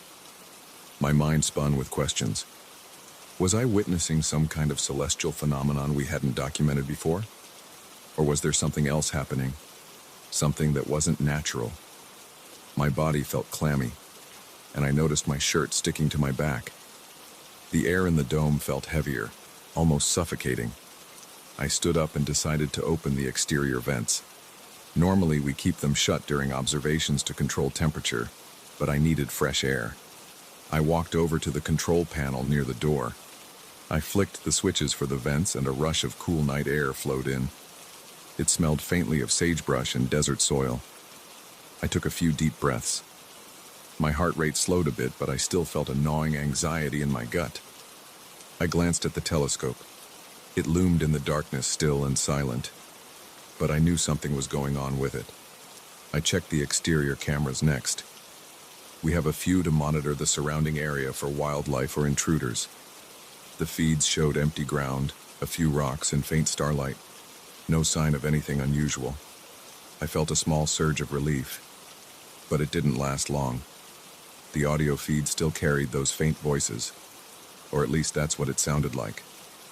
I tried to isolate the frequency, but I'm not an audio expert. The best I could do was adjust the gain and record more. The voices rose and fell, never forming clear words. It felt like listening to a conversation underwater. I realized I was hungry, but I had no appetite. My throat felt tight. I opened a protein bar and forced myself to chew. My hands were still trembling. I kept checking the time. The shift was halfway done, but it felt like it had been days. I decided to see if any of the old records in the storage room mentioned similar events. I grabbed a flashlight and headed down the short hallway into a cramped archive area. Rows of shelves held dusty files and old tapes. I rummaged for anything about abnormal observations. Most of it was routine data from decades past. I spotted a few references to unidentified signals, but they always ended up being satellites or cosmic noise. After a few minutes, I found a binder marked Unexplained Phenomena. Inside, there were only a few pages. One was a short description from an older astronomer who claimed he saw moving lights in the sky that didn't match known satellites or planes. Another page talked about radio interference that sounded like chanting. There was no conclusion or solution, just notes that the phenomena stopped after a few nights. I flipped the page and saw a scribbled drawing of a telescope with lines emanating from the lens. Next to it, someone wrote, "Not from here." That's all it said. My stomach turned. I slammed the binder shut. My flashlight flickered, so I tapped it and headed back to the main dome. My footsteps echoed in the corridor. The building felt colder than usual. When I reached the dome, I noticed the telescope lens flickering again, like a weak light source behind it. I approached slowly, feeling sweat form on my forehead. I could sense my heartbeat in my ears. I decided to speak out loud. "Hello?" My voice echoed. No response. I wasn't sure who or what I expected to answer. My breath felt shaky. I climbed the small step stool and pressed my eye to the eyepiece once more. This time the shapes were closer. I swear they seemed to be right up against the lens, drifting in a slow circle. My eyes watered from the strain of focusing. I heard a low hum around me, though I wasn't sure if it was the ventilation system or something else. The shapes parted, revealing a deeper view of the sky. I saw a swirling patch of darkness, darker than anything I'd seen before. My chest tightened. I felt like something was pulling me forward. My hands gripped the telescope frame. My mouth went dry. I tore my eye away and gasped for air. I stumbled off the stool and flicked on every light in the dome. The sudden brightness was harsh. My eyes stung. The lens stopped glowing. The voice-like whispers on the audio feed faded. I looked around, panting, as if expecting to see someone else in the room. But I was alone. My skin crawled. I fought the urge to run outside and just keep running. Instead, I forced myself to calm down and turned the lights off again. I needed to see if the phenomenon came back. Without the darkness, I couldn't observe anything. I sank into my chair, keeping my eyes on the telescope. I set the audio to live monitoring. Every now and then I heard a slight static burst. My stomach was in knots, and my muscles felt tight. I realized that whatever was happening seemed to react when I observed it. I glanced at the time again. It was almost 3:30 a.m. I had a few hours left on my shift. I considered calling my supervisor or waking the other staff, but I hesitated. I didn't want to sound like a fool. I had no proof beyond some weird audio clips and my own frightened impressions. I decided to try once more, but this time I'd record my own voice describing everything as it happened. I placed a microphone on a small stand next to me. Then I approached the telescope. My hands were sweating, so I wiped them on my pants. I spoke quietly. I'm looking at the telescope lens again. The time is 3:35 a.m. I see a faint glow. I leaned in. The glow was back. I described it in plain terms. Flickering light, faint pulse, no immediate heat. Then I put my eye to the eyepiece. I see star formations. Unknown translucent shapes appear to move. They're slow and seem to change position like drifting figures. I felt that pressure building in my head again, and the hum in the dome grew louder. My voice shook. The shapes are converging in the center of the lens. They're forming a bright spot. My breath caught in my throat. The spot blinked like a small beacon. I felt a wave of dizziness. My knees wobbled. I put one hand on the telescope mount for support. I'm experiencing physical discomfort. My head hurts. My heart is pounding. I feel an urge to look deeper, like something's pulling me in. I took a step back and ended the recording. I turned off the mic. My body was covered in sweat. I felt exhausted and shaky, but I knew I had caught something, at least in audio form. I stumbled over to the console and played back the recording. My voice sounded strained. I heard a low hum behind me. It didn't sound like our usual equipment hum. It rose in pitch near the end of my recording. Then it vanished when I stepped away from the eyepiece. I slumped in the chair and stared at the telescope. A million questions ran through my mind. I didn't have answers. The shapes, the whispers, the pressure in my head, none of it felt normal. I felt an instinct that something wanted to make contact, or maybe it was luring me. I couldn't tell. In the end, I stayed there, watching the dome until the sun's first light crept in through the open hatch. That faint glow on the lens disappeared as the sky brightened. The audio feed went back to normal static. My entire body felt tight with stress. I shut down the recorder, made a final note in the log, and decided to wait for the relief shift. I didn't plan on telling them every detail. I needed time to process it on my own. I left the observatory that morning with my mind buzzing and my skin tingling. I still felt like something was behind me, watching. Now, whenever I think about that night, I get chills. I remember the flicker in the lens and those shapes that weren't supposed to be there. I recall the whispering sounds and the way my body reacted. I keep wondering what I might have seen if I'd kept looking. There's a part of me that wants to go back and stare into that lens until I find answers, but there's another part that never wants to see that glow again. I still work at the observatory, and I still do my usual data checks, but I don't stay alone in the dome if I can help it. Something tried to reach out to me that night, and I don't know if it was friendly or not. All I know is it felt real, and it still lingers in my mind. I don't have a solid explanation. I don't have proof that would convince anyone else. But I was there, and I know what I saw. Something was in that telescope lens. Something was in the sky, moving around and whispering through our sensors. And for a moment, I felt like I was on the edge of a place that doesn't belong to our world. Sometimes I lie awake and wonder if it's still trying to get my attention. Sometimes I think about going back with more gear, more recording devices, or a colleague to confirm what I experienced. But every time I consider it, my chest tightens and I break out in a cold sweat. So for now, I keep my head down, do my job, and hope that glow never returns. If it does, I'm not sure I'll be ready, but a part of me thinks it's only a matter of time.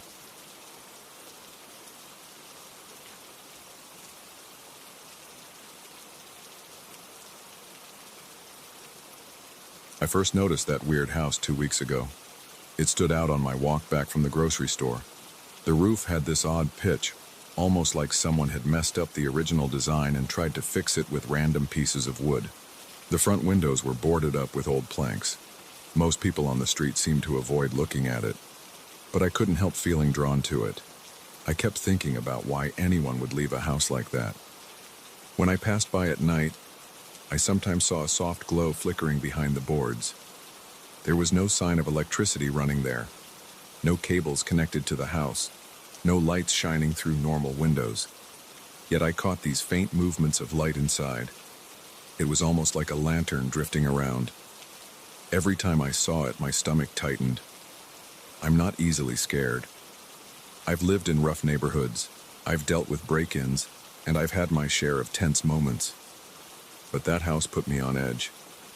The second night I noticed the glow, I stopped on the sidewalk and stared.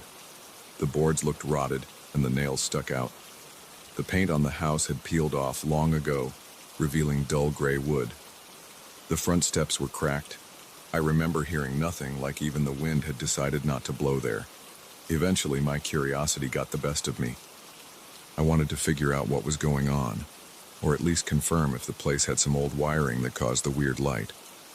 One afternoon, I walked up to the front door. I tried the knob, but it was locked. I pushed gently, and it felt solid, like there was a deadbolt or something keeping it shut. I looked around the porch. There was an old rocking chair covered in dust. I nudged it with my foot, and it made a scraping sound on the wooden floor. My eyes drifted to the windows. The boards were nailed from the outside, which struck me as odd. If someone wanted to protect the house from intruders, they'd probably board up the inside, right? Maybe I was overthinking. I walked around the house. The yard was full of weeds up to my ankles. I saw scraps of metal, some abandoned tools, and a broken wooden bucket. The back of the house had a small door that looked like an entrance to a cellar. It was locked too. But the lock was covered in rust, and the handle looked like it might break if I twisted hard enough. I decided not to push my luck in broad daylight. I already felt like someone might be watching. I glanced up at the second floor and noticed one of the boarded windows was slightly ajar. There was a little gap between two slats, and I thought I saw movement. My heart started pounding. I stayed still for a moment, then stepped back around to the front and hurried away. I couldn't believe how tense I felt. That evening, I couldn't sleep. My mind kept replaying the glimpse of that movement upstairs.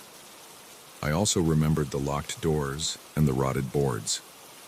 I didn't like feeling spooked, so I told myself I'd go back and check it out more thoroughly the next day. Maybe it was just a raccoon or some stray cat. Maybe the boards were loose in the wind. But something about that house felt deliberate, like someone had put it in quarantine. The next morning, I took a few tools with me: a flashlight, a small crowbar, and a pocket knife. I wore old jeans, a dark jacket, and heavy boots. I looked around to make sure nobody was watching me. Nobody was on the street. It was a weekday, and most people were at work. I walked straight to the back of the house. The cellar door was still locked, but I pried at the rusted handle with the crowbar. After a few tries, the metal snapped. My palms were sweaty and my heart was beating hard, but I pushed the door open anyway. Inside, it was dark and the air smelled stale. The cellar had a dirt floor. There were a few stone steps leading down. I listened for any noise. I heard only my own breathing and the creaking of the old hinges. I turned on my flashlight. The cellar looked like it hadn't been touched for decades. There were cobwebs everywhere, and I felt them brushing my face. Empty crates sat along the walls. Some old shelves held glass jars with strange colored residue inside. I tried not to imagine what they might have contained. I moved carefully, making sure I didn't trip. My flashlight beam cut through the dust floating in the air. The space wasn't large, but I realized it extended under the entire house. I walked around, tapping the walls with my knuckles. Then I noticed a wooden hatch in the far corner. It blended in with the floor, but the edges looked worn like it had been used many times before. My heartbeat sped up. I kneeled down, set my flashlight on the ground, and pulled at the handle on the hatch. It gave some resistance, but then popped open, sending a puff of dust into my face. Under the hatch, I saw a narrow ladder leading up. It looked old and unstable, but I had to see what was up there. I shined my flashlight. The rungs were made of wood, and some had cracks, but they seemed solid enough to hold my weight. I climbed carefully, my heart pounding harder with each step. It felt like my own breathing was echoing off the walls. At the top, I found another door. This one was smaller, more like a trapdoor that opened into a room. I braced my shoulder against it and pushed. It took some effort, but it finally swung open. The smell that hit me was a mix of old candles, stale air, and dust. I coughed. Then I pulled myself up and stood in what looked like an old storage room. But the moment I looked around, I realized this was more than just storage. There were antique chairs with frayed upholstery, a wooden table with carved legs, and portraits on the walls. The paint on the portraits was cracked, and the people in them had those stern, formal expressions you see in really old photos. Their eyes seemed to follow me. It was unsettling. In one corner, I saw a cluster of candles that had melted onto a ceramic plate. The wax had dripped all around, forming solid puddles on the table. There were burned matches scattered next to it. I walked further in, sweeping my flashlight around. The windows were boarded up from the outside, just like the rest of the house. But here, there was no door leading out. The walls looked normal at first glance, but something was off. I noticed that one corner of the room didn't line up with the outside shape of the house. It was like there should have been a doorway there, but it was covered or sealed. The boards on the inside looked different, like an afterthought, hammered in place to hide something. I felt a wave of discomfort. My palms were sweaty and my mouth was dry. I told myself to stay calm. I took a few slow steps, listening for any movement. That's when I heard a soft murmur. It was faint, like someone talking under their breath. I froze. My heart pounded in my ears. I stood still, holding my flashlight tight, trying to figure out if I was imagining it. Then I heard it again. It was coming from the wall. I pressed my ear against the wood, but I couldn't understand any words, just a low moaning sound. I felt every hair on my neck stand up. I shined my flashlight on the wall, trying to find a hole or a crack. The boards were nailed together in a crude way, but there was nothing obvious. The murmuring continued, then stopped. I backed away. I glanced at the table with the melted candles again, and wondered who had lit them. The wax looked old, so it could have been years since they burned. But I didn't see any dust on the candle wax, which felt strange. Everything else here was covered in a layer of dust except that. I felt my stomach tighten. I wasn't sure what to do. I looked around the room some more. There was an old wooden armoire pushed against one wall. The doors were slightly open. I walked over and shined the light inside. It was empty except for a coat hanger and a piece of cloth. The cloth looked like a handkerchief. I picked it up. It had some initials stitched in it, but the thread was so faded I couldn't make out the letters. It felt eerie to hold that piece of cloth. I dropped it back and closed the armoire. The entire room felt too quiet. I stood in the center, holding my flashlight and spinning slowly to take in every detail. The furniture looked like it was from another era. The wallpaper was peeling, revealing discolored plaster underneath. The ceiling had a single light fixture, but no bulb. I kept thinking about the lights I saw through the cracks in the boards at night. Where were they coming from? There was no lamp, no electricity, no sign of modern wiring. Then in the silence, I heard a faint creak behind me. It wasn't like the house settling. It sounded like a footstep on old floorboards. My heart jumped, and my throat went dry. I swung around with the flashlight, shining it in every direction. I didn't see anyone. I stayed there trying to keep my breathing steady, but it felt like the walls were closing in on me. My legs felt shaky. My mind started racing with the thought that maybe someone else was there. But I saw no one.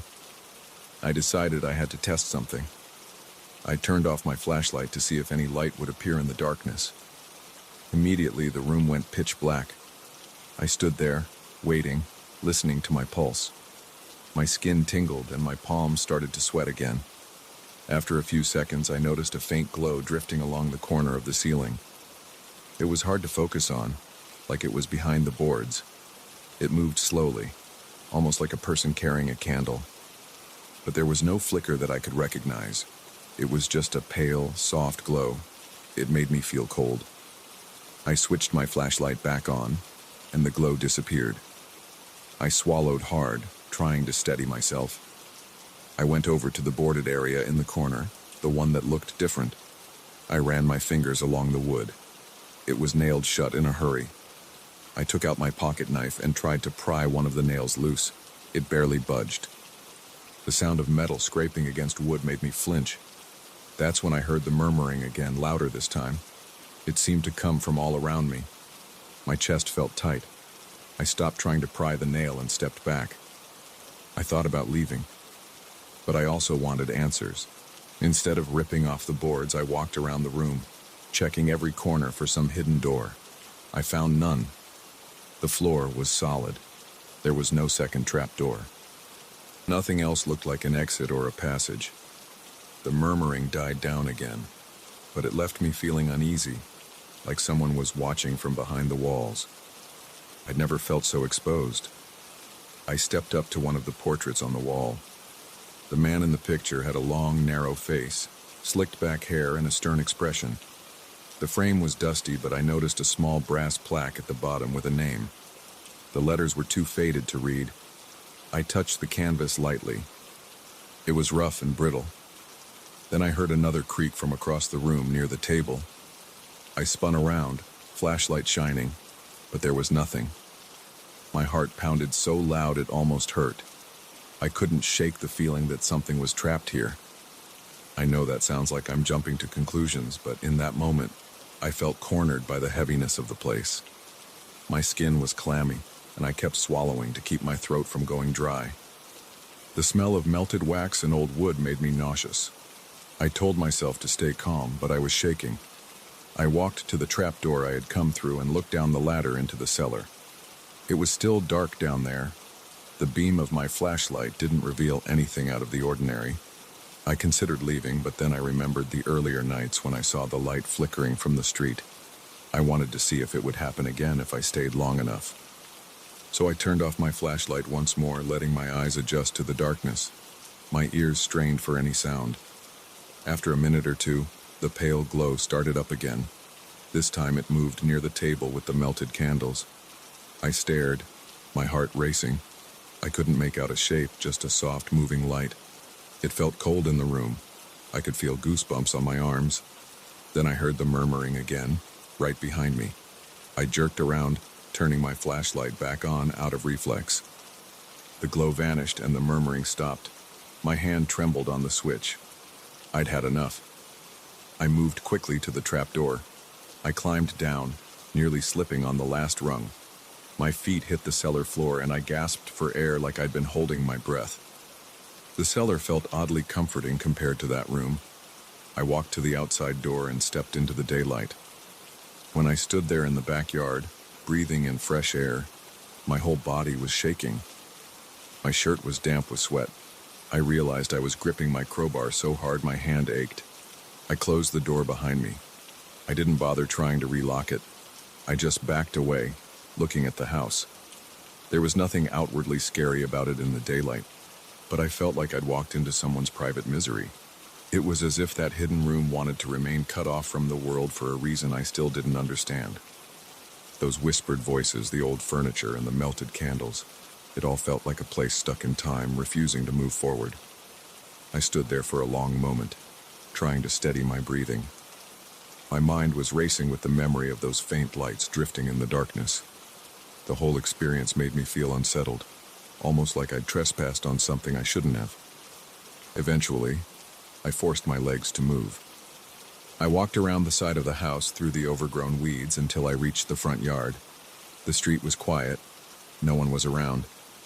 I glanced once more at the boarded windows. I couldn't help wondering if the faint glow was there, shining behind those slats. I felt a pressure in my chest, like I needed to get away from that spot as fast as possible. But I also knew I wouldn't be able to forget it. Part of me wanted to rip off every board and see what else was hidden. Another part of me was terrified of spending another moment inside that place. So I walked home. My legs felt heavy. My mind replayed the murmuring sounds and the sight of that soft glow under the ceiling.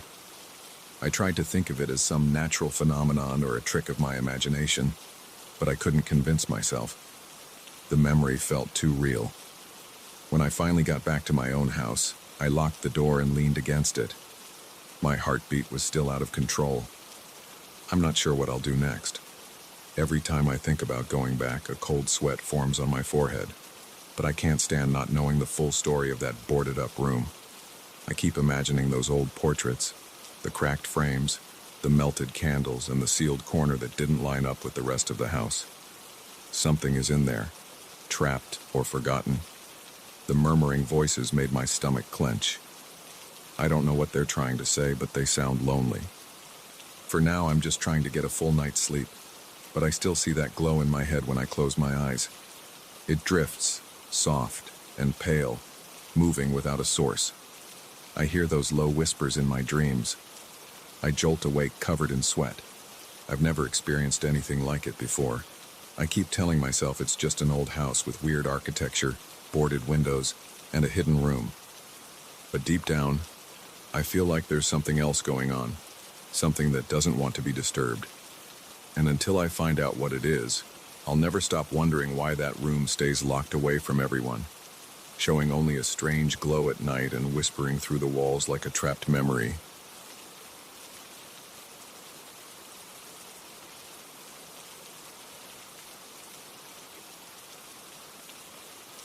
I still remember the first time I noticed that figure across the gap.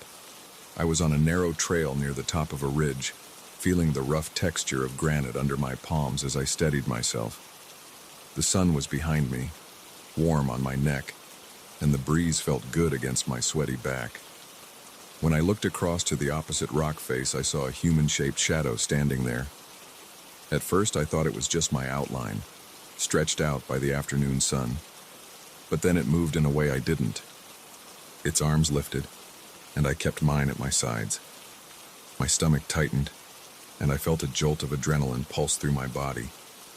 My heart knocked hard against my ribs. Right away, I leaned forward to see if there was someone else behind me, but I was alone. No one else was on that cliff. I stood there, confused, and I noticed my breathing was shallow, like I was bracing for something bad. That was how it began. I make these hikes a few times a month. I've always liked walking along steep slopes and feeling that surge of nervous energy when I look down. I usually bring a small backpack for water and maybe a snack. That day, I had a light pack with one water bottle and a protein bar. Nothing big, so I couldn't blame any strange shadow on some bulky equipment. Yet there it was, outlined on the rock across the gap. The shape was about my height, but the limbs looked slightly bent. It didn't mirror me. I raised my right arm and it didn't move. I stayed still and it lifted an arm. I felt my mouth go dry. The wind picked up a bit, making loose gravel slide under my boots. I watched that shape for a while. Maybe a minute, maybe two. Then I stepped back from the ledge and I couldn't see it anymore. I tried to explain it to myself in practical terms on my drive home. I got in my car, closed the door, turned the key, and felt the engine rumble through the seat. My mind raced with possibilities. A reflection from a weird angle, maybe a trick of the light bouncing off some shiny surface behind me, or even another hiker standing somewhere else, hidden from my view. I told myself I'd go back soon to see if it happened again. I returned the next weekend. This time the sky was gray. Storm clouds hung over the ridges, and the wind smelled of damp earth. I could see patches of sunlight moving across the valley below, but overhead it looked dark. The trail wasn't busy. I passed one couple near the beginning of the path, but after that I was alone. The smell of pine needles and wet dirt clung to the air as I climbed up toward that same overlook. My calves burned from the incline. My heartbeat pulsed in my ears. When I got near the edge, my hands were already shaking, and I had to wipe some sweat off my forehead with the back of my hand. The wind had picked up a bit, pushing my jacket around. I slowly approached the spot where I'd seen the figure. The ledge was narrower than I remembered. I peered across the gap, and there it was again. The shadow was on the rock face, but there was no direct sunlight. I blinked hard, thinking maybe I was imagining it. The shape looked the same as before, just standing there in a solid outline.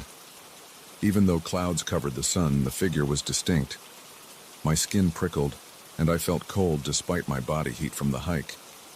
I tried moving my arms in a slow circle, but the shadow didn't copy me. It bent forward at the waist like it was leaning in to stare at me. My breath caught in my throat, and I took a step back. My boots scraped against the ground, sending small stones into the void. I didn't hear them hit the bottom. I felt trapped by that presence. My mind went blank, and I couldn't figure out what to do.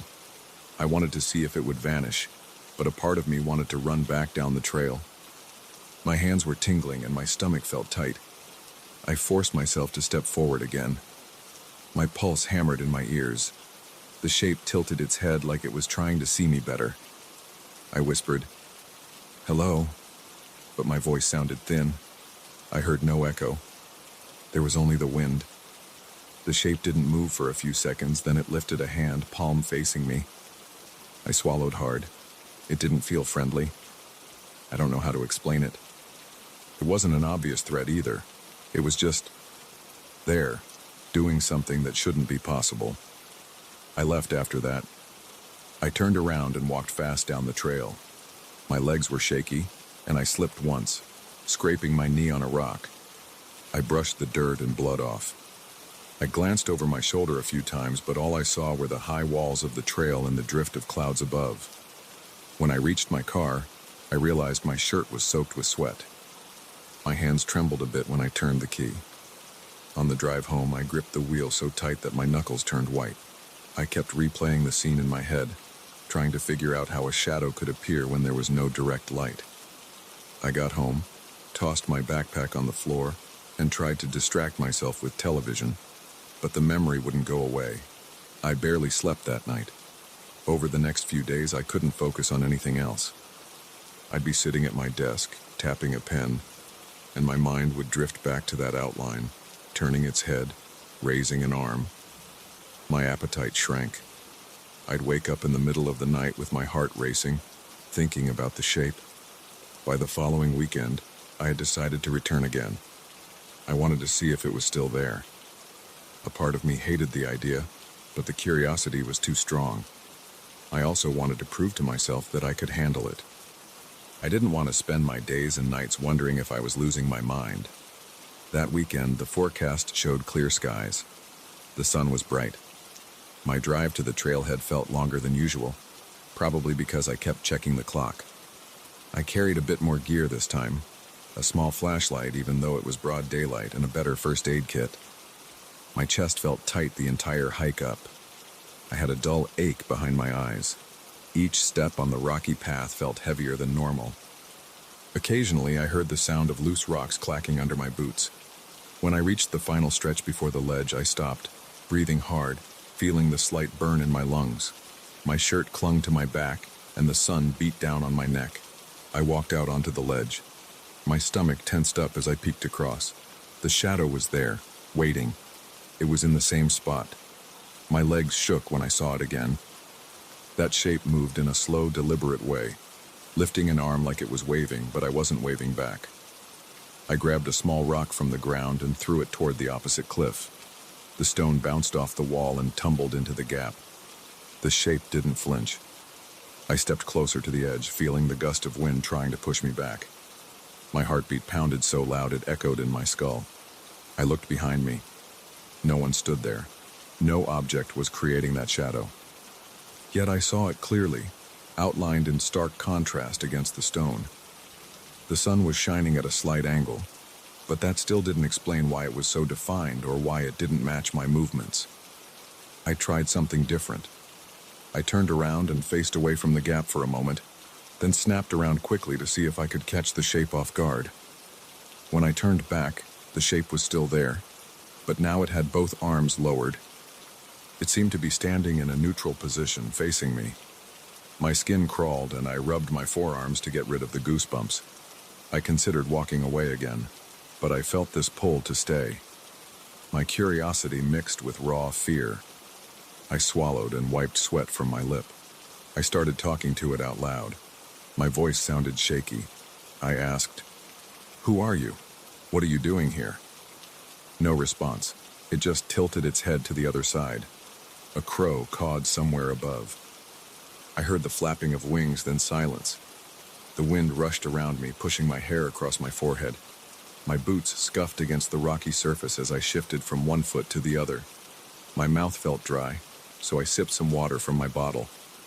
I kept my eyes on that figure, worried that if I blinked too long it might vanish or do something unpredictable.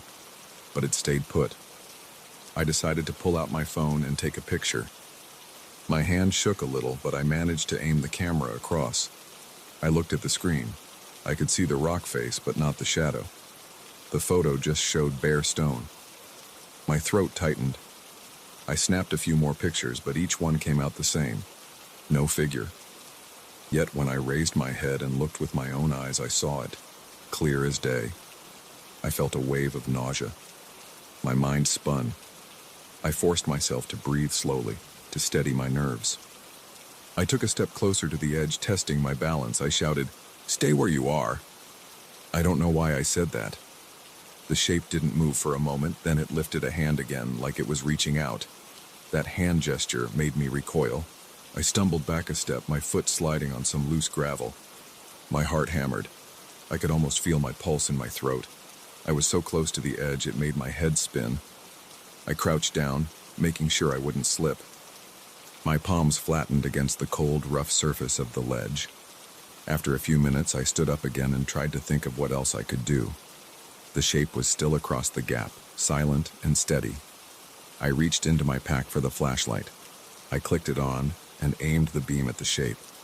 The bright circle of light appeared on the rock, but the figure stayed dark. It didn't affect it. My jaw clenched. Sweat ran down my face. My breathing got heavier as I realized I was out of ideas. I felt the strong urge to get out of there. I took a few steps back, watching the shape, then turned around and walked back along the trail. My mind raced with the memory of that silhouette. My body felt jittery, like I'd drunk too much coffee. Every once in a while, I glanced over my shoulder, half expecting it to be right behind me. I didn't see anything.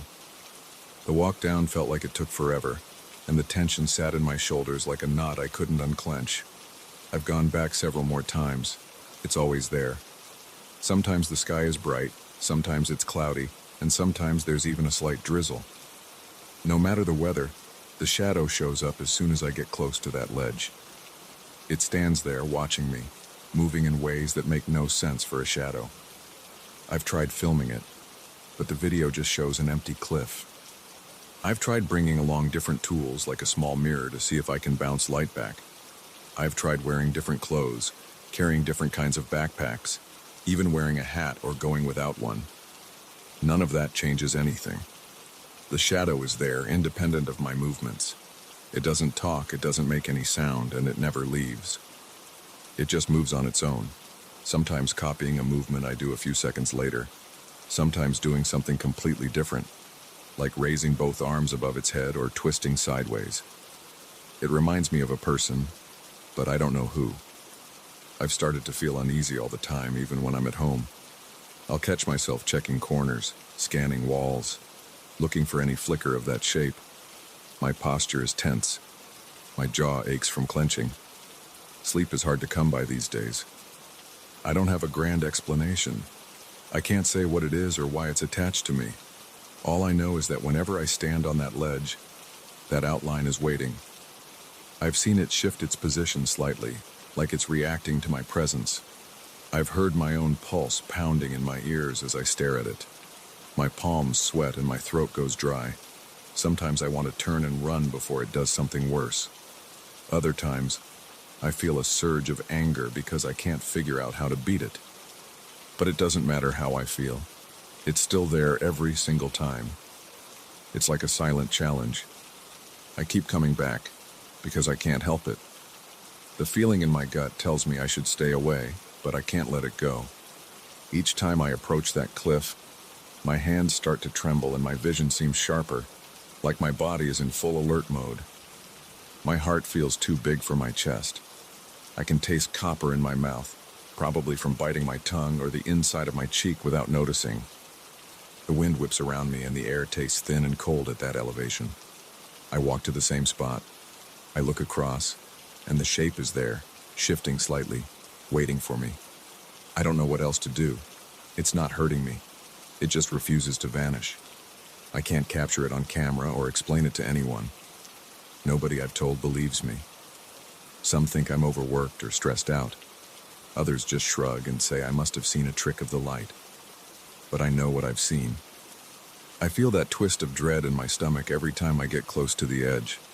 My muscles tense up and sweat gathers at my temples. I'm not imagining it. It's real to me, and I can't prove it to anyone else. That's where things stand right now. I keep hiking the same trail and I keep finding that shadow there doing its own thing. I stand and watch, feeling my heartbeat hammering and my breath turning shallow. It looks back. It lifts its arms or tilts its head, ignoring the laws of normal shadows. The experience leaves me drained and tense for days afterward, but I can't stop. Part of me wants to crack the mystery, and part of me just wants to see if it will ever vanish. So far, it's always there, and it doesn't matter if the sun is out or hidden behind clouds.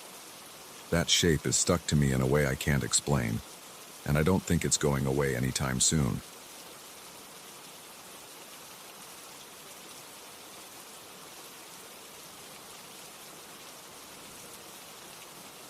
I hear the bed frame creaking in that empty room again. It's past midnight and I'm standing in the hallway outside room 206. There's no one in there. At least that's what the booking log shows. I check that log every day. I know which rooms have guests and which don't. This one is on the list of vacant rooms. Nobody's supposed to be inside. Yet something is moving and it's driving me crazy. I've been working here as the caretaker for over a year. This place isn't fancy. It has small rooms, thin walls, and old furniture. The hallway light flickers sometimes, especially near room 206, and I have to jiggle the switch to make it stop. I'm used to small annoyances like that.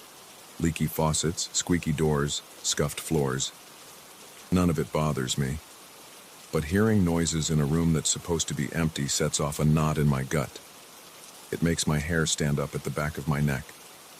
I don't usually get spooked, but this is different. Last month I started hearing a bed creak late at night. At first I assumed a guest sneaked in or maybe I forgot to lock the door. So I took out my keys, walked to the door, and twisted the knob. It was locked. I knocked and called out, "Management, anybody inside?" No one answered. I slid the key in, turned it, and stepped into the room. I noticed right away that the overhead light was off. The only light came from the hallway. I flicked the switch on the wall. Nothing happened. I tried it a few more times. The bulb was either dead or the wiring was shot. I saw no one in the bed, no bags, no shoes, no sign of an intruder. Still, the mattress looked rumpled, like someone had just been lying there. The sheets and blanket were smooth, except for the faint impression of a body shape. It looked recent, as if I had interrupted them. I walked around the bed.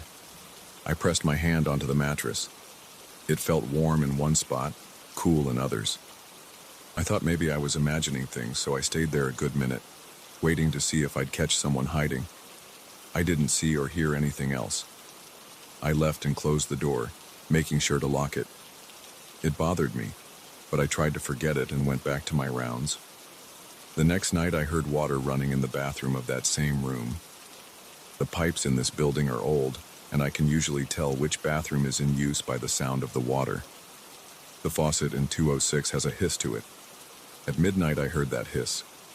My heart started pounding. I went straight to the door with my flashlight in one hand. I put my ear against the wood. Water was definitely running in the sink. I called out. No answer. I unlocked the door, stepped inside, and found darkness. The only light came from the hallway again. I walked to the bathroom. The faucet was on full blast, water splashing in the sink. Steam rose to the mirror. I felt the temperature in the air. It was warm and damp. I turned off the faucet and looked around. No footprints on the tile floor. No wet footprints leading out. Everything else looked untouched. I checked the bed. This time, it was perfectly neat. There wasn't the slightest crease in the sheets. It was like the bed had just been made. I felt my stomach tighten, and I left in a hurry. I locked the door once more. Then I checked the windows from the outside. They were closed. I couldn't see any sign of forced entry. I started thinking someone had a spare key, but that seemed unlikely. I handle the keys personally, and I don't give them out without logging them in my system.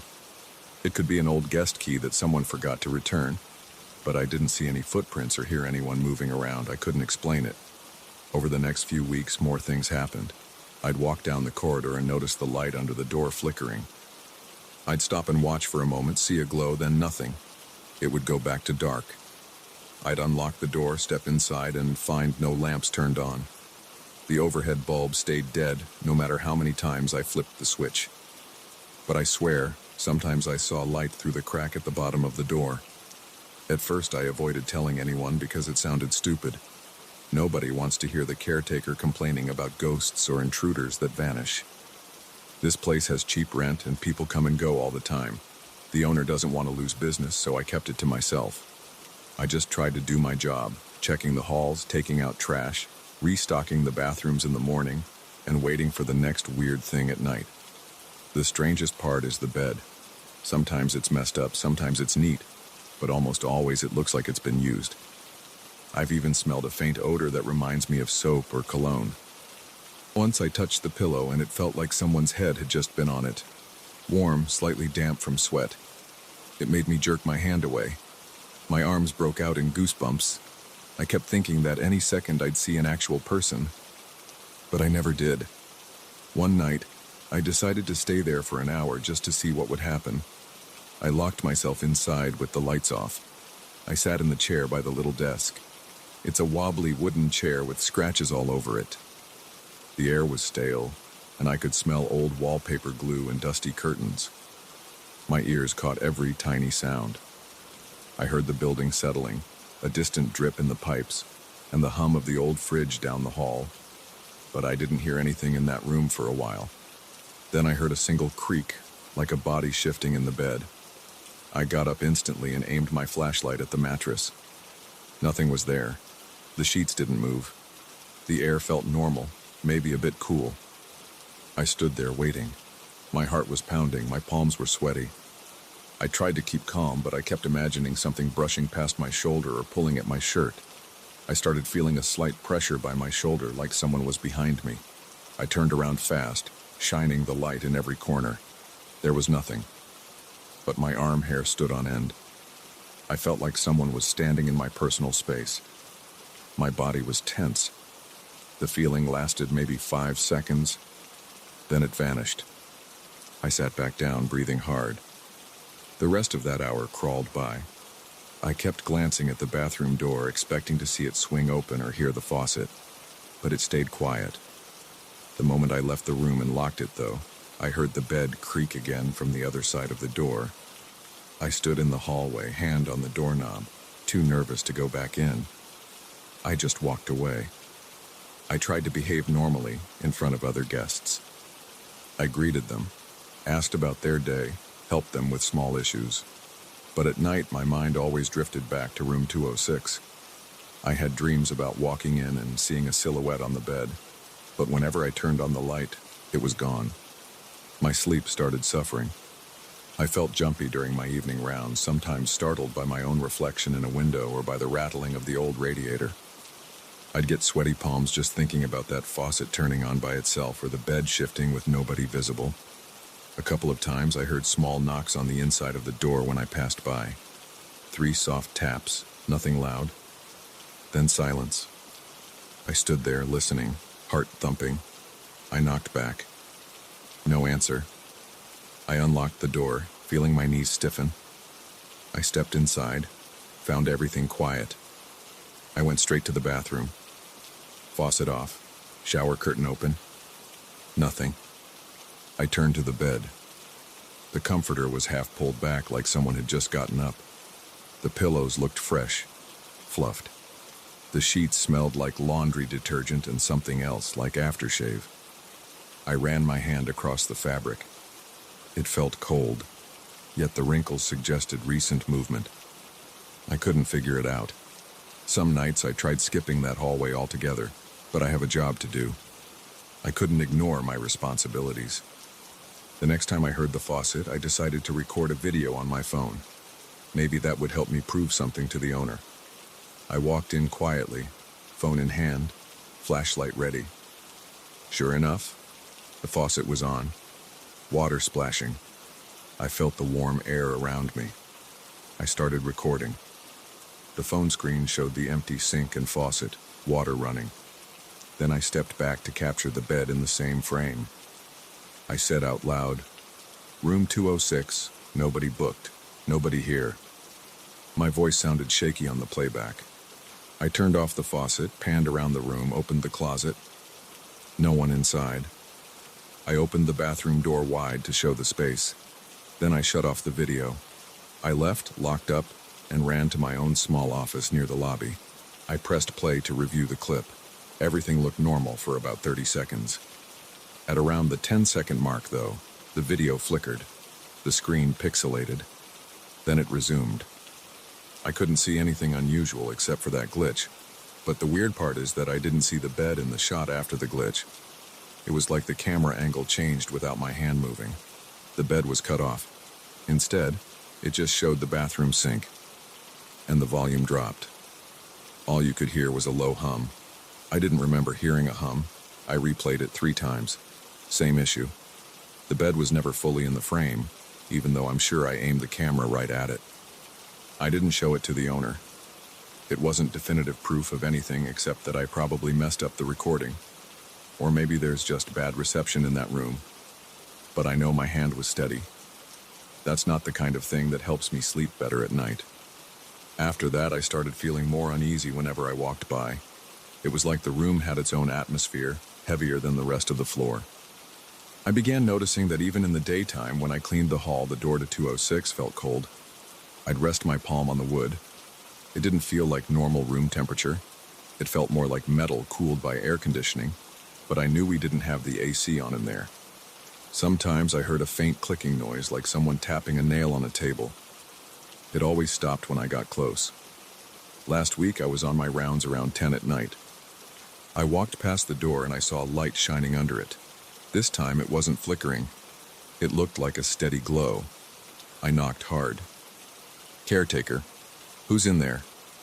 No response. I unlocked the door and swung it open, expecting to catch someone messing around. The room was dark as usual. I felt around on the wall for the switch. Still dead. The lamp on the nightstand was off. The curtains were drawn. No sign of any light source. I walked over to the bed, leaned in, and put my hand on the blanket. It was still warm. I didn't bother checking the bathroom.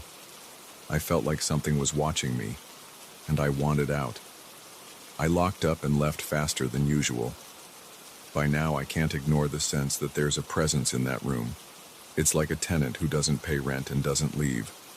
I feel it behind me sometimes, especially when I'm standing next to the bed. My shoulders get tense and I feel the hairs on my arms rise. My heart races and I can't calm down until I step back into the hallway. Even then, I keep thinking it's following me. I'll glance behind me, see nothing, yet still feel pressure on my back. It's unbearable some nights.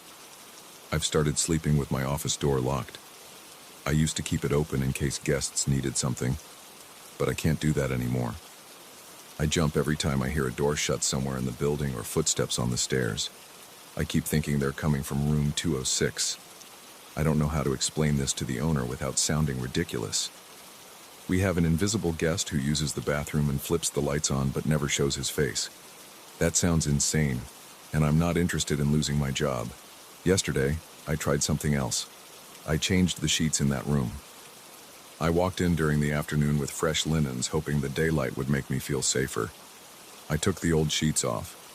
They looked clean, but they had that faint soap smell again. I stuffed them in a laundry bag and threw them in the hamper. Then I put new sheets on, along with a new blanket and fresh pillows.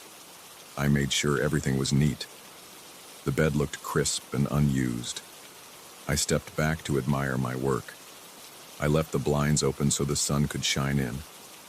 I turned to the bathroom, checked the faucet for drips, and saw nothing. Good. I felt a sense of relief.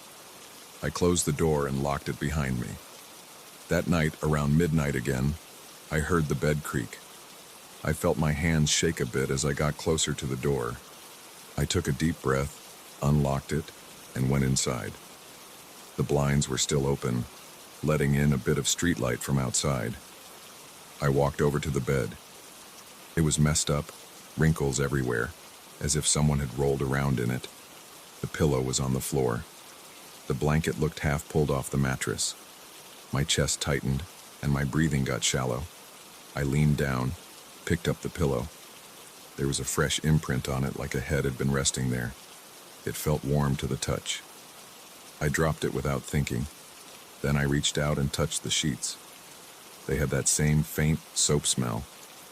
I felt my pulse hammering. I stood there, not sure if I should run or check the bathroom. Then the sink faucet kicked on by itself, water hissing loudly. I jumped back, almost tripped on my own feet. I scrambled to the bathroom door and flipped the light switch. Of course it didn't work. I shone my flashlight on the sink. The water ran full blast. My hand shook as I reached out to turn it off. I felt the water. It was warm. I twisted the handle, and the stream stopped. I backed away slowly. I kept shining my flashlight around. The air felt thick and humid. My throat felt scratchy. My heart was racing so fast I could barely hear anything else. Then I felt a slight brush on my shoulder, like a light tap. I spun around, pointing the flashlight. No one was there. I wanted to shout, but I held it in. I just felt sweat trickling down the side of my face. My shirt clung to my back. I forced myself to leave the bathroom, step back into the main room, and walk to the door. My legs felt stiff and my knees wobbled. I locked up behind me and nearly ran down the hallway. I didn't stop until I reached my office. I shut the door, slid down to the floor, and tried to catch my breath. My hands tingled from adrenaline. I still have no explanation. Tonight, I'll be doing my rounds again. The building is quiet right now. I can hear distant traffic, a few guests talking in the lobby, but nothing from upstairs at the moment. I'm on edge, though. It's only 9 in the evening, and I know that sometime around midnight I'll hear that bed frame creak or that faucet turn on. I'll feel that presence again, standing next to me, breathing on my neck, refusing to leave.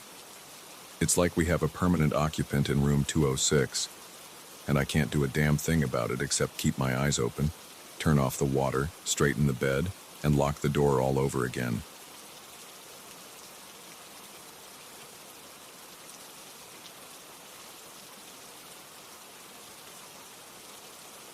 I always hated staying late at the museum, but I couldn't ignore those mirrors anymore. I'd walk past them during the day, busy with my restoration tasks, and I'd catch a quick glimpse of my reflection. Everything seemed normal then, but every time I locked up at night, I felt this unsettling pull. I knew there was something strange about those corridors, something hidden in the glass. It wasn't just my imagination. There were moments even during daylight when I thought I saw movement behind the reflection. It was always quick, barely noticeable. But once I was alone in the dark, I couldn't shake off the feeling that someone else watched me from inside those mirrors. I work here as a restorer. My job is usually calm. I scrape away old paint, fix chipped frames, brush dust off antiques. Most days I have the place to myself. Tourists come and go, and I barely notice them. But the corridor of mirrors has always stood out. These mirrors line the walls in a long hallway that connects two wings of the museum. They're from different centuries. Some are tall, with gold frames covered in peeling designs. Others are small, with cracks running across their surfaces. I never spent much time looking at them directly. I usually hurried past, my arms full of brushes or cleaning cloths. But last week, I heard a story from one of the security guards. He said these mirrors recorded events from the past. He swore people have seen faint images of older times in them. He laughed while he told me, but I saw something in his eyes. He believed it. So I decided to see for myself. The place closes at 6. Security does its rounds, but they only check certain areas. My workshop is near the staff entrance, and nobody pays attention to me if I stay late. I told the guard at the front that I'd be fixing a small tear in a tapestry. He shrugged and let me stay. By 8, the museum was quiet. The lights in most corridors were off. I grabbed a small flashlight, locked my workshop, and headed to the mirror hallway. My heart beat harder with each step. I felt a chill along my arms. The floors creaked in the silence. I flicked on the flashlight and aimed it at the first mirror on my left. The mirror was about 5 feet tall, with a wooden frame that had once been painted white. Now the paint was chipped and the edges were stained. I saw my reflection in the center. A man in his late 30s, hair a bit messy, wearing a faded sweater and worn jeans. I moved the flashlight across my face. My reflection followed, but I saw nothing strange. I took a step back and checked the corners of the mirror. Nothing. I moved on to the next one. It was an ornate piece from the 18th century, with swirling patterns carved into the dark mahogany frame. I lifted my flashlight, shining it slowly. My reflection was there too, just me with the same uncertain expression. I felt more curious than afraid at that point. Then I heard a soft sound behind me. It was like a gentle scrape on the floor. I whipped around but saw nothing. The corridor was too dim. I stood there listening. My ears caught every subtle sound. The hum of the air vents, a slight buzzing from the overhead lights in the distance. No footsteps. I turned back to the mirror. This time something looked off in the reflection. I saw a faint shape move behind me in the glass. It looked like a blur. I spun around again. The corridor was empty. I stared at the walls, the floor, even the ceiling. No movement. But when I turned back, I noticed the shape was gone. My pulse quickened. My stomach felt tight. I walked a few steps farther down the hallway, moving past a series of smaller mirrors. Each one had a different style of frame. Some were rectangular, some oval, some cracked. I shone my flashlight on each as I moved. In one, I noticed a shadow in the corner, like someone standing outside the reflection's edge. I quickly jerked the flashlight in that direction, but there was no one. When I aimed it back at the mirror, the shadow was gone. My throat felt dry. I tried to swallow, but my body felt tense. I reached the biggest mirror at the end of the hall. It stood almost 7 feet tall and was wide enough to reflect most of the corridor behind me. Its frame was covered in dark metal leaves, tarnished and dull. I walked up to it, shining my flashlight on the surface. My reflection stared back, but I noticed something else. A flicker moved across the glass, not matching my movements. It drifted from left to right, like a slow, sliding shape. I stepped closer. I reached out and touched the mirror with my fingertips. The glass was cold. I pressed my palm against it. A sudden tremor ran up my arm. It felt like static or a mild electric shock.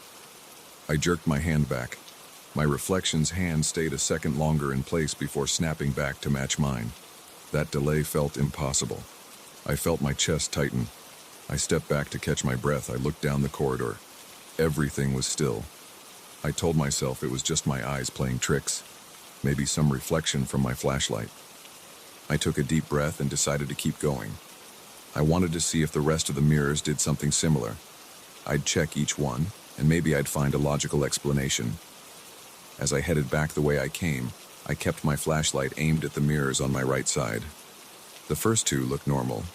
I walked slowly, my shoes making a light squeak on the tile. When I reached the third one, I paused. It was a tall mirror with a simple black frame. I saw myself, but then I noticed movement behind my reflection. There were shapes flitting across the surface like silhouettes. They seemed to glide behind the glass, crossing left to right. It was like watching a shadow show. I could feel my palms getting sweaty. My flashlight trembled in my hand. I stared, trying to pick out details. The shadows looked vaguely human, but I couldn't see faces. They didn't match anything behind me in the real corridor. I turned around. The corridor was empty. I tried to call out just a weak hello. My voice echoed back.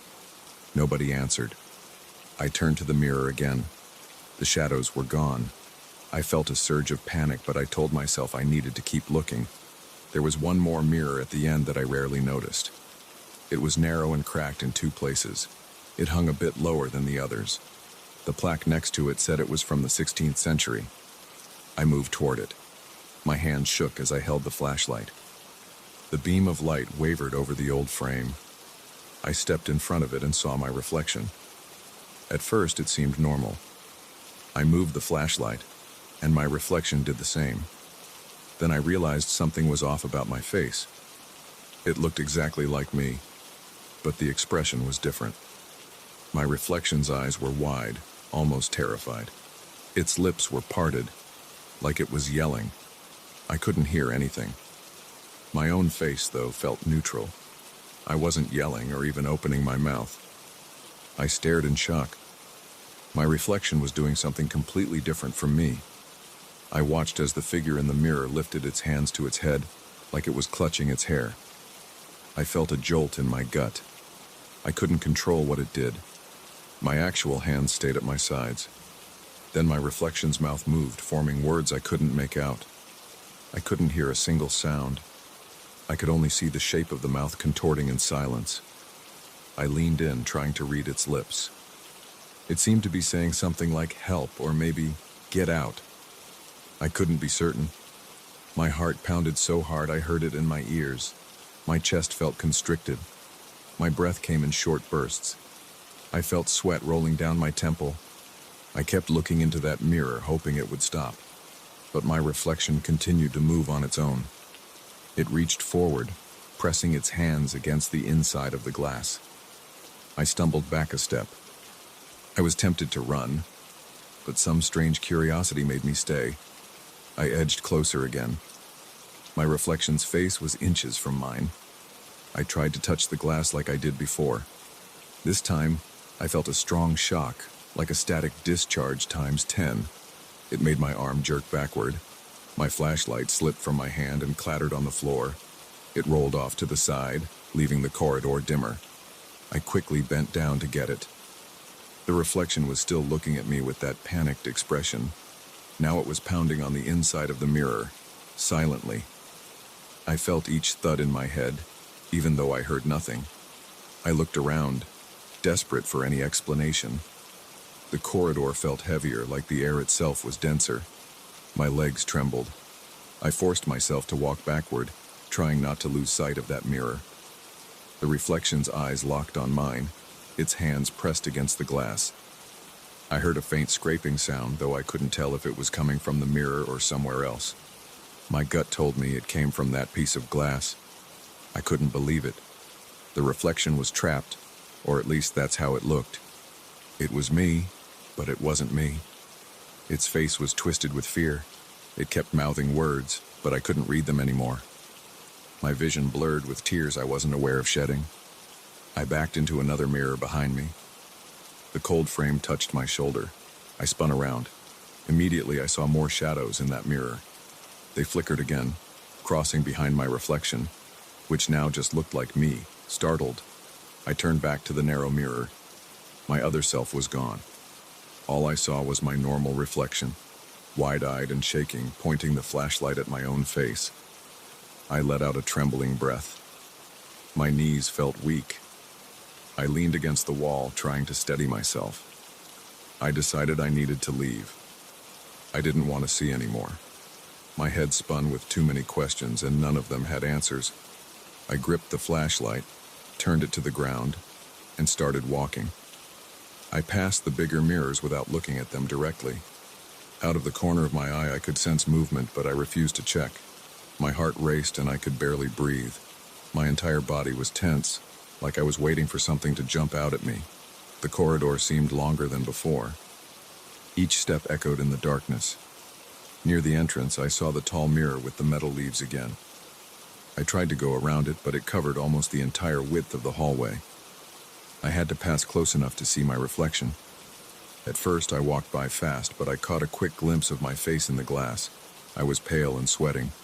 Then, in the reflection behind me, I saw the faint outlines of the shadowy figures. They seemed to linger at the far end of the corridor, as if watching me leave. I didn't stop.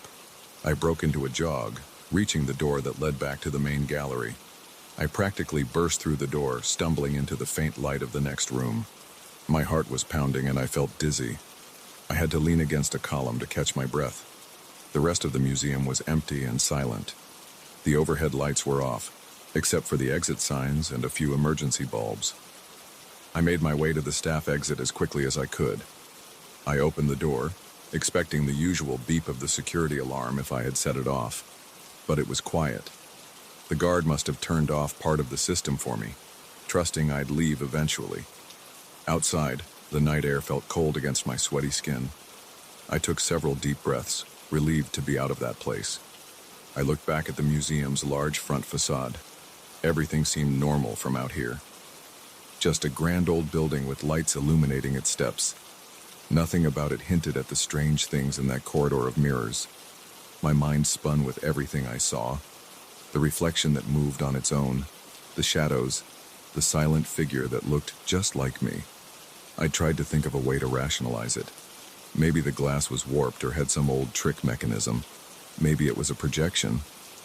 But none of that explained the feeling of static on my hand, or the completely different expression on my face. I walked to my car and got in. My hand still trembled as I gripped the steering wheel. I hesitated before starting the engine. Part of me wondered if I should go back in and check, but my body screamed for me to leave. I felt nauseous. I felt thirsty. My throat was so dry I could barely swallow. I turned the key and drove away, headlights cutting through the dark streets. My eyes kept darting to the rearview mirror, half expecting to see that panicked face again. But it was just me, looking tired and scared. Once I got home, I locked my door and sat on the couch, still in my jacket. I didn't want to turn on the TV or the lights. I just sat there feeling my heartbeat slowly settle. My mind replayed the corridor scene over and over. The worst part was that silent reflection. It was me, but it seemed trapped or desperate. I remembered the way it pounded on the glass, trying to speak. My stomach twisted just thinking about it. I felt sweat on my forehead again. I wanted to shake off the memory, but it stayed. Every time I blinked, I pictured that version of me on the other side of the mirror. I spent the night dozing off in short bursts. Every time I closed my eyes, I saw shadows drifting behind me in a reflection. I woke up several times, gasping for air. My chest felt tight. I got up around 4 in the morning, took a quick shower, then just sat in the kitchen drinking water. I stared at my own reflection in the window. I couldn't stop imagining something else behind me. The next day, I called in sick. I couldn't handle going back to work right away. My boss sounded annoyed, but she let me stay home. I spent the afternoon trying to distract myself, cleaning the apartment, sorting old documents, but nothing worked. My thoughts always returned to that corridor. I replayed the moment I saw my reflection doing something different. My nerves felt shot. My eyes felt hollow. I tried to calm myself by thinking about the museum in the daylight, with all the visitors around. Everything would look normal. But that didn't change what I saw at night. That evening, I forced myself to sleep early, but I woke up around midnight. My apartment was dark. I got up, walked to the bathroom, and splashed cold water on my face. When I looked in the mirror, I half expected to see that other me, silently screaming. But it was just me. No strange expression. No delay. I let out a shaky breath and went back to bed. Now I'm thinking about whether to share this with my boss or the security guard who first told me the story. Part of me worries they'll laugh, or worse, that they'll believe me and want proof. I don't want to return to that corridor at night, but I also can't ignore this. If those mirrors hold some piece of history, maybe they're more than just relics. Maybe they're actual windows to things that happened long ago. But I'm not sure that's the case. It felt like something else entirely. And I can't forget the face I saw in that cracked mirror. It was my face, but twisted with fear. I have no idea what it wanted from me. I can only remember its silent plea and the frantic way it pounded on the glass. I haven't been back to work since it happened. I'm supposed to return tomorrow. I'm going to try to avoid the corridor, at least for a while. If I do have to walk through it, I'll do it during the day with people around. Still, I feel like those mirrors are waiting. They saw me. They recognized me. Maybe they stored some echo of me inside them. I think about the guard's words about how these mirrors reflect events from the past. But the thing I saw didn't look historical. It looked like a future I don't want to face, or maybe a different version of me trapped in the glass. I can't explain it. All I know is that I felt raw fear, and it's still with me. For now, I sit here in my living room, trying to steady my breathing. My hands aren't shaking as much, and my heartbeat has slowed. But every time I hear a random noise, I tense up and imagine those shadows crossing behind me. I don't know what I'll do next, but I do know I won't stay in that corridor after dark again. I don't care if the museum needs extra hands at night. I'm not setting foot there once the sun sets. I don't need to see those mirrors come alive again. Once was enough, and I can't forget how it felt when my reflection didn't match my movements. That's something I'll carry with me whether I like it or not.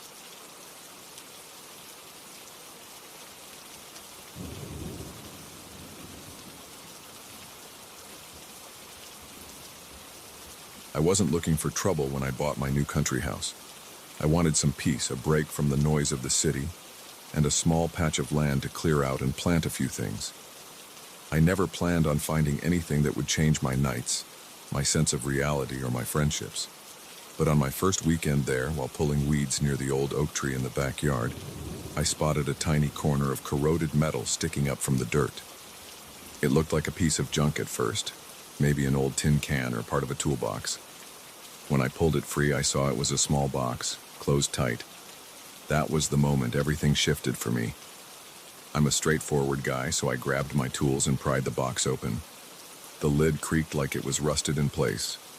Inside there was a strange little amulet. It was about the size of a silver dollar, but thicker. It had symbols on it that I couldn't make out, and it felt weird against my fingertips, almost like the texture was soft and rough at the same time. There was no chain attached, just the amulet itself. I rubbed some of the dirt away, but I couldn't read what was etched into it. The rest of the box was empty, except for some black residue around the corners. The amulet didn't smell like metal or old coins. It had no odor I could recognize. I decided to set it aside until I finished clearing the yard. Later that day, I brought the box and the amulet into the house. I put it on the kitchen counter while I rummaged through a couple of old cabinets and drawers, looking for any cleaning supplies left by the previous owner. I felt this strange nagging in the back of my mind, like the amulet was calling me to go back and pick it up. I shook my head and finished my chores. That first night, I slept on an air mattress in the living room, because I hadn't furnished the place yet. I drifted off pretty easily, worn out from all the yard work, but my sleep didn't last long. Around 2 a.m, I woke up sweating. My throat felt dry, my heart pounded, and my hands trembled. I couldn't remember the dream right away, but as I sat there in the dark, it started coming back in flashes. I had seen a circle of hooded figures. They stood around a big fire, chanting in a language I had never heard. The chanting was slow and rhythmic, drilling into my head. Their voices rose and fell, and I saw faint shapes carved into the ground under their feet. It felt like a warning, but I had no idea what it meant. When I looked across the living room, I saw a faint glow coming from the counter. It was weak, but I noticed it. I got up, walked over, and saw that the amulet was pulsing with a soft, greenish light. It flickered once or twice, then went dark. My stomach knotted up, and I felt a cold tingle run down my arms. I glanced at the windows and doors, making sure they were locked. I told myself it was just my imagination. I grabbed the amulet, stuffed it back into its box, and went back to bed. But I couldn't shake this uneasy feeling. Over the next few days, I tried to ignore the strange pulsing I had seen. I took care of basic tasks around the house, like sweeping the floors and checking the plumbing. I tried to set up my living room with the furniture I brought over in my pickup. But the first time my friend Marcus visited, he wouldn't even come inside. He stepped onto the front porch, looked around, and said he felt dizzy. I asked if he was okay. He said his skin was crawling, like someone was watching him from the trees. I told him we were alone, but he shook his head and said something felt off. He left after a few minutes and told me we could catch up later. I didn't connect it to the amulet right away, but it got me thinking. A few days later, my friend Ava stopped by. She was planning to spend the weekend helping me repaint the walls. The moment she came into the house, her face went pale. She said the air felt heavy, almost suffocating. I noticed she kept glancing at the kitchen counter where I had left the small metal box. At one point, she walked over and opened it. The amulet was in there, looking dull and lifeless. She shook her head, said she felt lightheaded, and closed the box right away. She told me she had this uneasy pressure in her chest, like she needed to get out. She left that same afternoon, apologizing the whole time. She looked pretty shaken. I found myself alone with this piece of metal that gave off strange energy. I wasn't sure what to do. I searched online for any clues about unusual symbols on ancient amulets. Most of the results were nonsense or weird websites talking about curses and occult rituals. None of the images matched exactly. Some had a few lines in common, but nothing that felt solid. Meanwhile, I kept dreaming about those hooded figures around a fire. The chanting was always the same, and the sound echoed in my head even after I woke up. At one point, I tried to store the amulet in the shed out back. I locked it in a small drawer under my workbench. That first night, I thought I'd finally sleep without any issues. Instead, I woke up around 3 in the morning to a loud banging on my front door. I jumped out of bed, heart racing, and grabbed a flashlight. I swung the door open, but there was no one there. I shined the light around, looking for anyone who might have run off, but the yard was empty and the road was quiet. No cars, no voices, nothing. My hands were shaking so bad, I could barely hold the flashlight. I decided to check the shed. My gut told me the amulet was the reason for the knock. I headed out with the flashlight, feeling the cool night air on my arms. My steps crunched on the gravel, and I noticed the wind had picked up. The shed door was still closed, and the padlock looked secure. I unlocked it and went inside. Everything was the same as before, except the drawer I'd put the amulet in was open by about an inch. That drawer has a stiff slide and usually takes a good yank to move. The fact it was open at all sent a shiver through me. I opened it the rest of the way. The amulet was still there, but I swear it felt warm when I touched it. I stuffed it into my pocket and walked back to the house. I locked every door and window and spent the rest of the night awake on the couch listening for more knocks. The next morning, I tried to get in touch with the old owner of the property. I figured maybe they had left this thing there on purpose or knew something about it. But the real estate agent told me the old owner was unavailable and had already moved overseas. No forwarding address, no way to reach him. I felt cornered by this object I never asked for.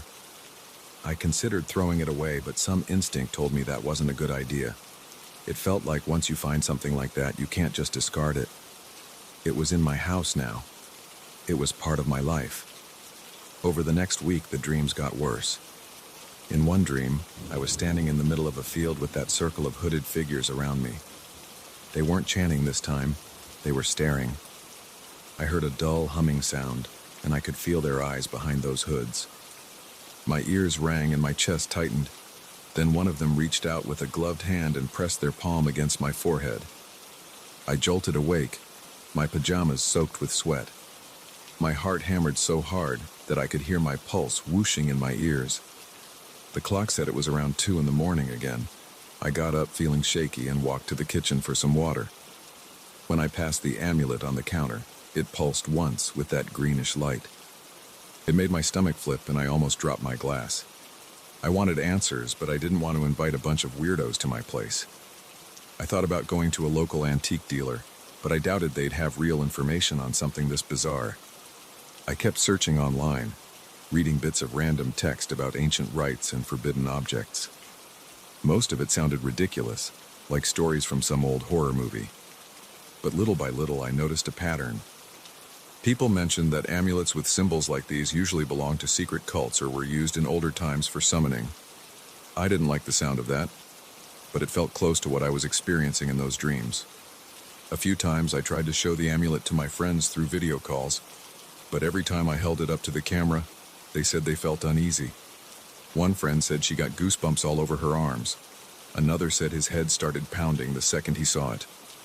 They told me to get rid of it, but none of them offered a solid way of disposing of something that acted like it was alive. I started thinking maybe I should bury it again, but I kept hesitating. I felt drawn to it, like I was supposed to keep it. At one point, I tried to distract myself by painting the rooms.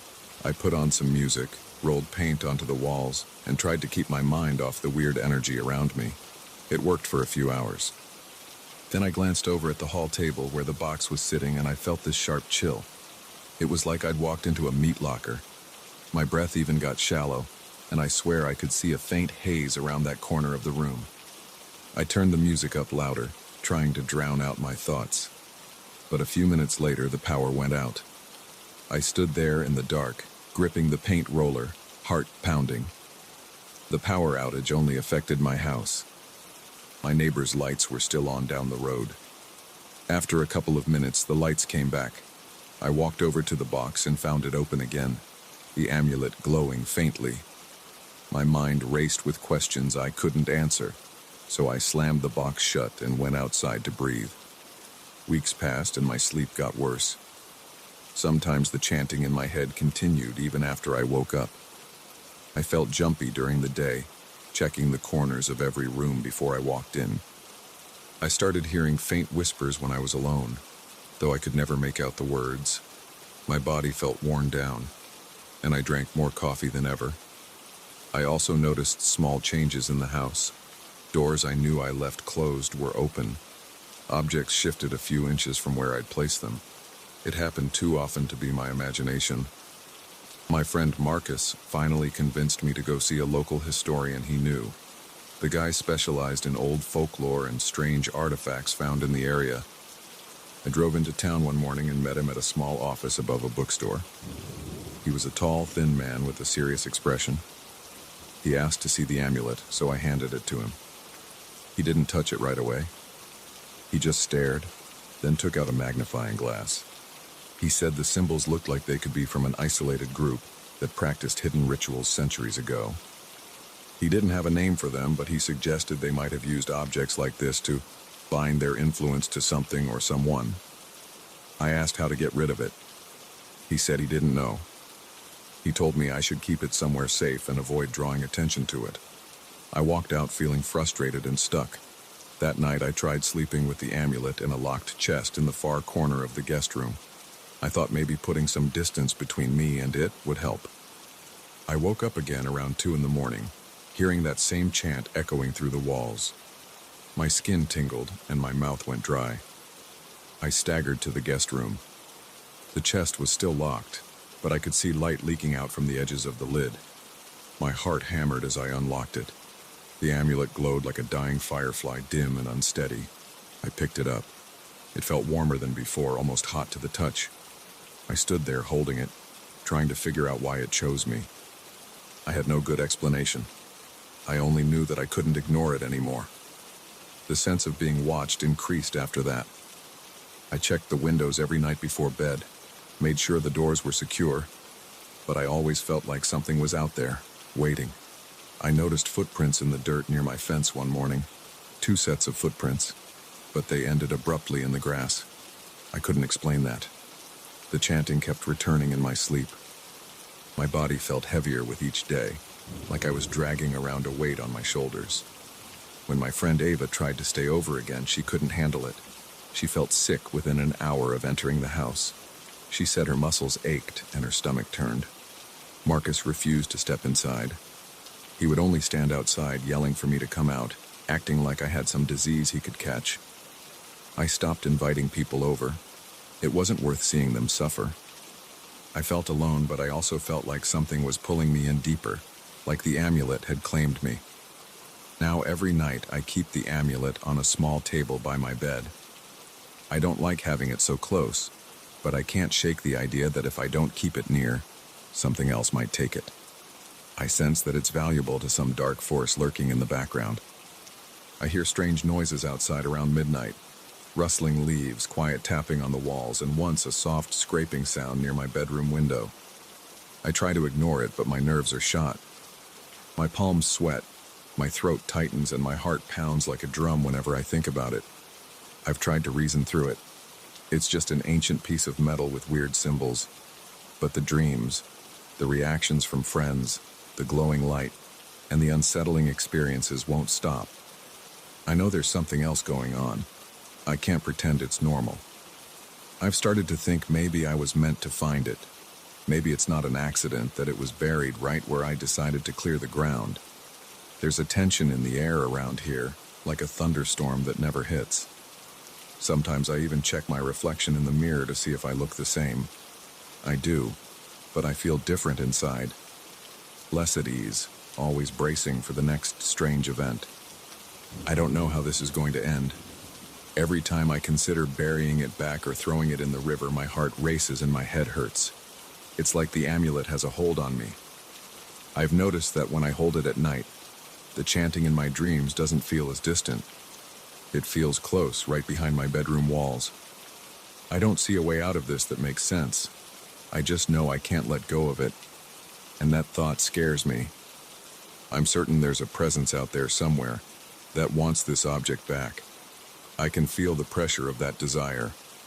It hangs in the air every night, making it hard to breathe. Sometimes I stare at the ceiling for hours, waiting for morning, waiting for something to happen. This is my life now. I wake up each day, check the amulet, and move through my routine. I try to keep calm, but my chest feels tight, and my pulse is always up. It's like I'm waiting for a knock on the door that I know will come eventually. And when it does, I don't think there'll be a polite conversation. I think it'll be something beyond my control. Until then, I keep the amulet close because it seems like I have no choice. I found it, or maybe it found me. Either way, I can't escape it. And that's the truth.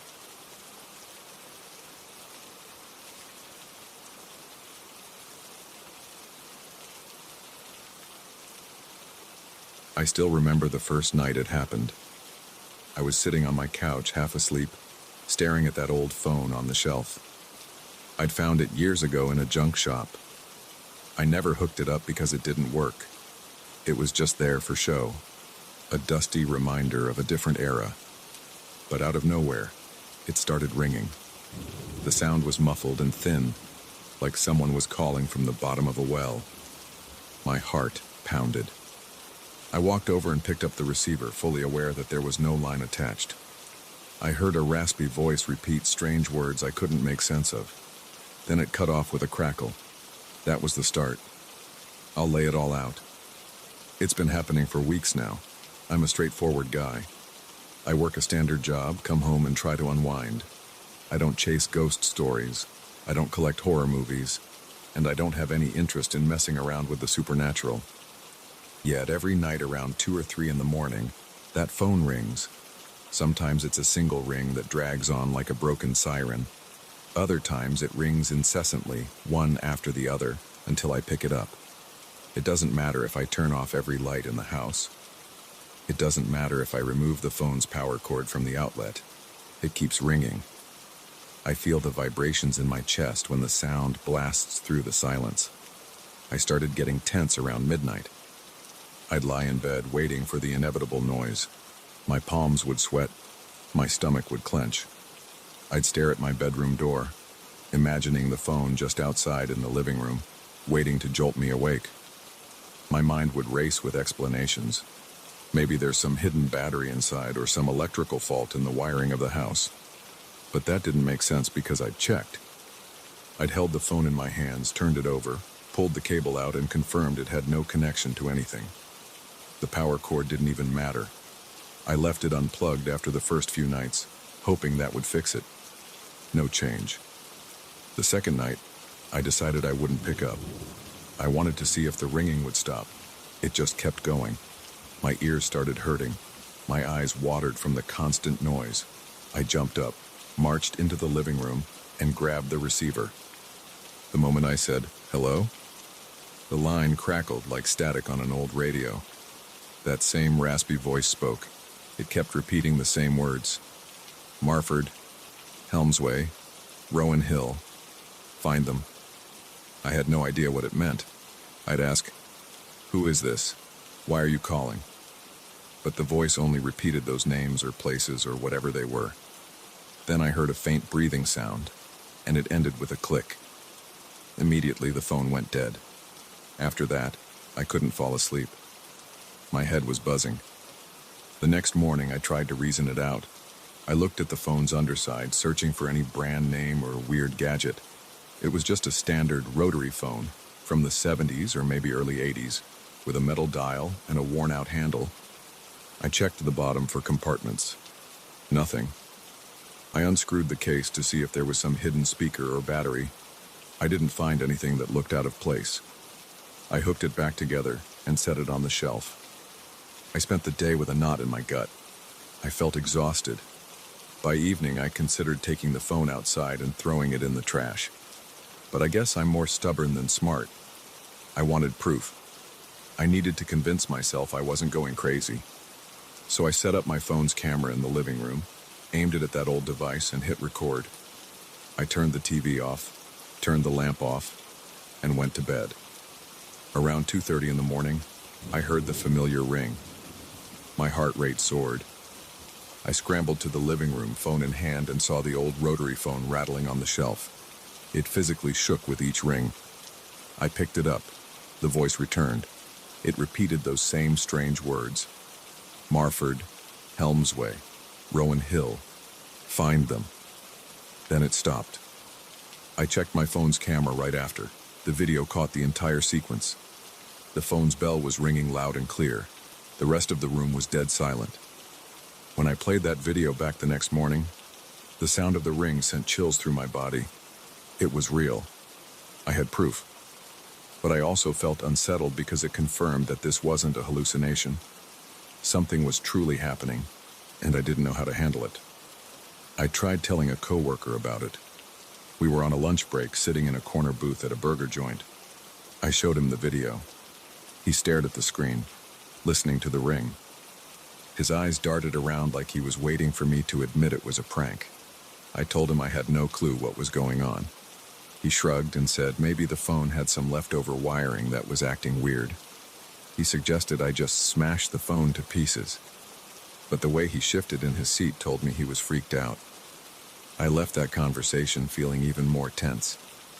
That night, I resisted the urge to fling the phone out the window. Instead, I decided to let the phone ring and ring even if it would keep me up. I wanted to see if it would stop on its own. The ringing started at around 2 a.m. It went on for what felt like forever, echoing through my entire apartment. My neighbors must have heard it, but nobody ever asked me about it. After about 5 minutes of this torture, I couldn't take it. I grabbed the receiver and yelled, "What do you want?" The voice didn't respond. It just repeated its list of odd names, then cut off. I slumped onto the couch. My hands were shaking and my chest felt tight. Over the next few days, I started looking up those names on my phone whenever I had a moment. Marford, Helmsway, Rowan Hill. I didn't find anything concrete. There was a Marford Lane in some small town halfway across the country. Helmsway appeared in a news article from years back, talking about a defunct factory. Rowan Hill popped up as part of a real estate listing for farmland somewhere. None of them were near me, and none of them connected in any obvious way. I spent hours scrolling through search results, my eyes stinging in the glow of my laptop. Nothing made sense. A few nights later, I tried something different. I got a small digital recorder and placed it next to the phone. I sat in the dark, sipping cold coffee, waiting for that ring. Around the usual time, it came. I snatched up the receiver and pressed record on the little device. I asked, "Why are you calling me?" The voice rattled off the same words, but this time it added something else. Drayton Falls. It repeated that several times as though it was an urgent clue. I scribbled it down on a notepad. My hand was shaking so much the letters looked like scribbles. After the voice stopped, I rewound the recorder. The ring and the voice were there, crystal clear. By now I was surviving on coffee and anxiety. I couldn't focus at work. I snapped at people for no reason. I spent my free time hunched over my computer typing in these new words. Drayton Falls. I found references to a small reservoir somewhere in the Midwest, but it felt random, like everything else. I called a friend who was good at research and explained the situation. I played the recordings for him over the phone. He sounded puzzled and a little scared. He said he'd look into it, but I never heard back about any real leads. Everything about these random places seemed disconnected. I started leaving every light on in my place, hoping the brightness would somehow push away that creepy energy. It didn't help. The phone still rang. My hands would get clammy and my legs would shake the moment I heard that first ring. Sometimes I'd pick up immediately, hoping the voice would say something new. Other times I'd let it ring a bit, praying it would stop on its own. It never did. One night I tried wearing earplugs. I figured if I couldn't hear it, maybe I could sleep. I lay in bed, pressing the plugs deeper into my ears. I heard a faint ring anyway. My heart fluttered and I felt sweat forming on my forehead.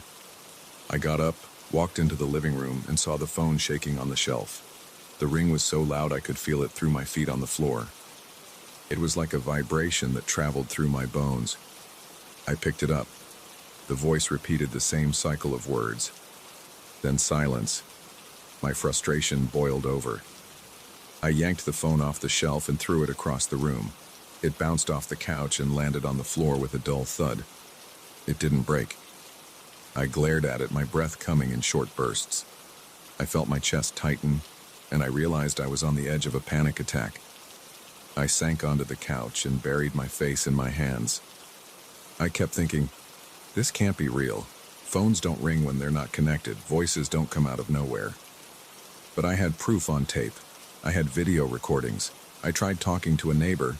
He looked polite enough, so I thought maybe he'd listen without judging me too much. I played a short clip of the ringing. He grimaced and said it was probably a weird prank or a machine malfunction. I could see in his eyes he didn't believe me. He suggested I hire an electrician to check the apartment's wiring.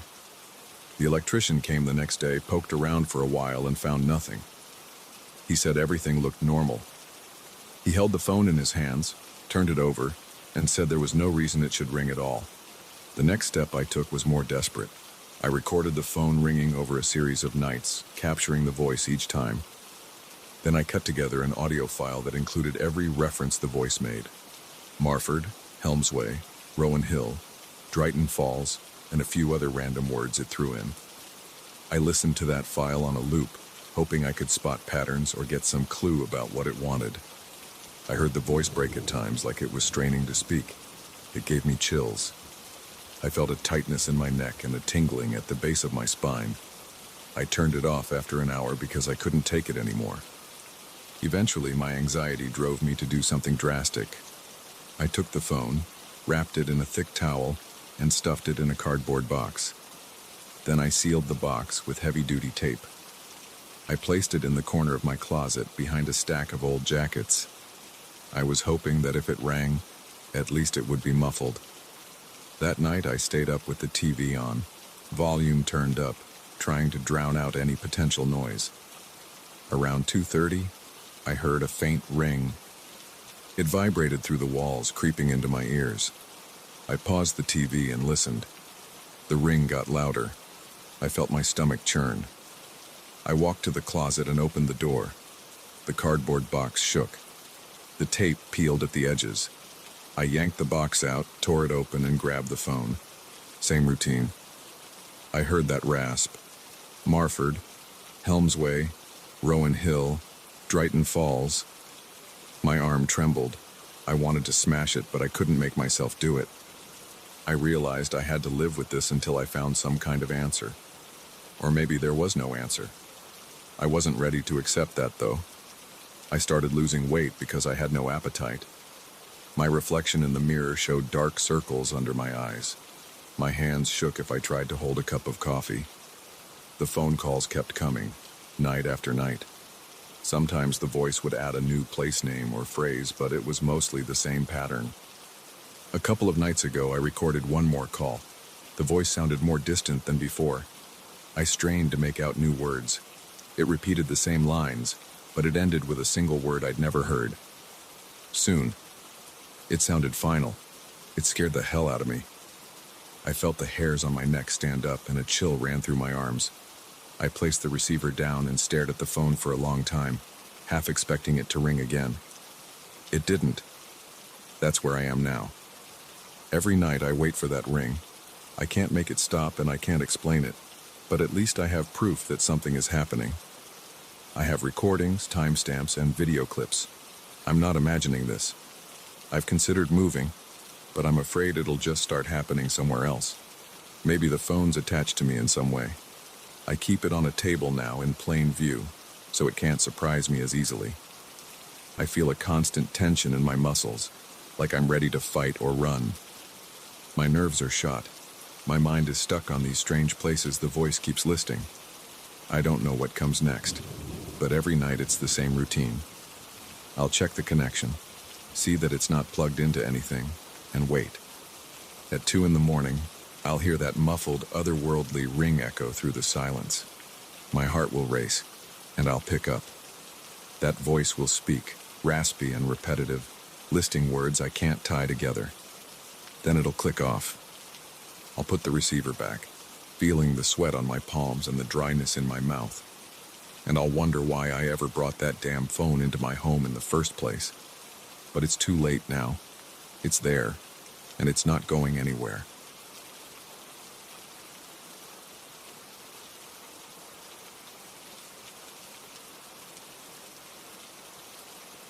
I never expected to feel uneasy in my own home. The day I moved in, I thought I had found a quiet place to settle down. I didn't expect to discover something that kept me awake at night, something that made my skin crawl. At first, I tried to ignore it. I tried to convince myself it was all in my head. But the statue in the garden won't leave me alone. I remember unpacking my boxes. The house felt empty. The movers placed my couch in the living room and stacked my belongings in a corner. I walked to the sliding glass door in the living room that led to the small veranda. I pulled it open to let in some air. That's when I saw the statue for the first time. It stood in the center of the garden, facing my direction. It had a smooth, blank expression, but its eyes seemed to stare straight at me. The statue looked old, maybe a bit weathered, with cracks along its edges. But it was solid and tall, just a couple of feet shorter than a full-grown person. I felt a little chill run through me, but I told myself it was just the breeze. I started my routine that week. I went to work, came home, made dinner, watched some TV. During that first week, I would sometimes catch a glimpse of the statue through the curtains if the wind moved them. It didn't bother me much.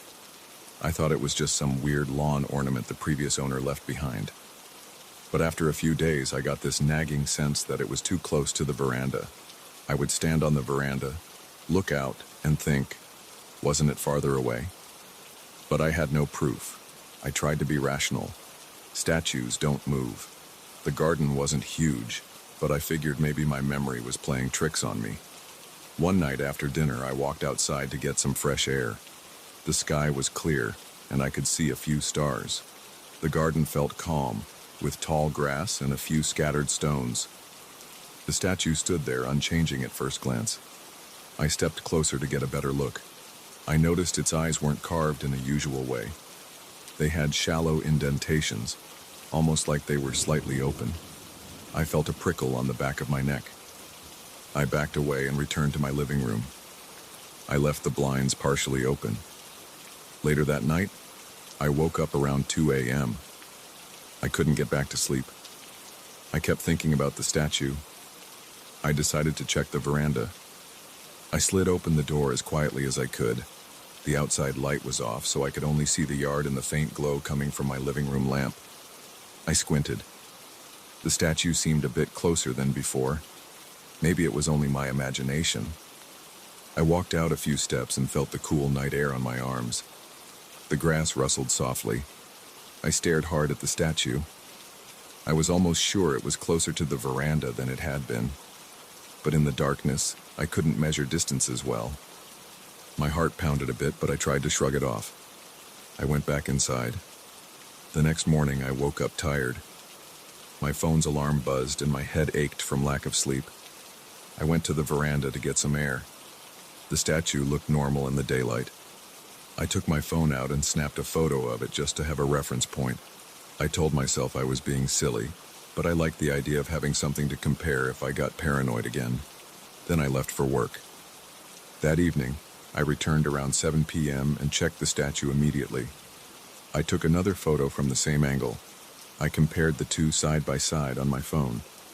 The difference was tiny, almost invisible, yet it looked like the statue's head had turned just a fraction, like it was tilting slightly. I stared at the photos until my eyes hurt, but I couldn't be certain. I felt a wave of unease. I decided to take a photo every day. If the statue was actually shifting, I would see it eventually. Over the next few nights, my paranoia grew. I'd step onto the veranda and feel my muscles tighten. Sometimes I felt like I couldn't breathe easily. I'd scan the yard for footprints or marks in the dirt. The statue stood on a simple stone base, but I couldn't see any sign of tampering. I wondered if some prankster was messing with me, but the fence around my property was tall and the gate was locked. No one had the key except me. I started checking the lock twice a night just to be safe. My hands shook a bit whenever I turned the key in the lock. I was that tense. One night around 1 a.m., I woke up and heard a scraping sound. It was faint, but it caught my attention right away because the house was usually silent at night. I listened closely, my heart thumping. I lay in bed staring at the dark ceiling. I wondered if an animal was wandering around outside. I waited, holding my breath. Then I heard it again, like stone against stone. I sat up slowly, my pulse hammering in my ears. I got out of bed and grabbed my phone. I crept toward the living room, turned on the lamp, and paused near the window. The scraping stopped. Everything was quiet. My heart was pounding so hard that I could feel it in my chest.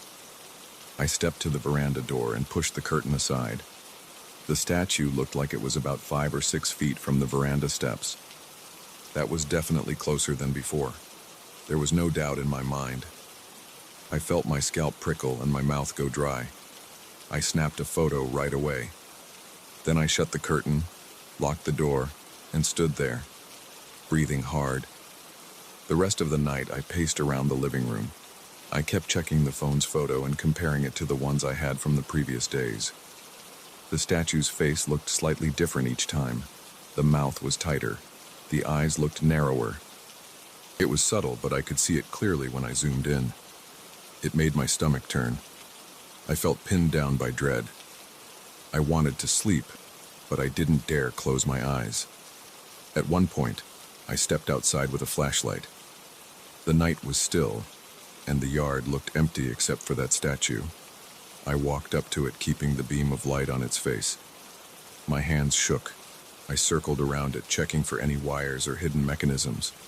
I found nothing. I tapped it, and it felt solid. I tried to push it, but it wouldn't budge. It was heavy. I noticed the faint cracks in its torso and arms. They made it look ancient. The face was carved in a way that made it look half awake.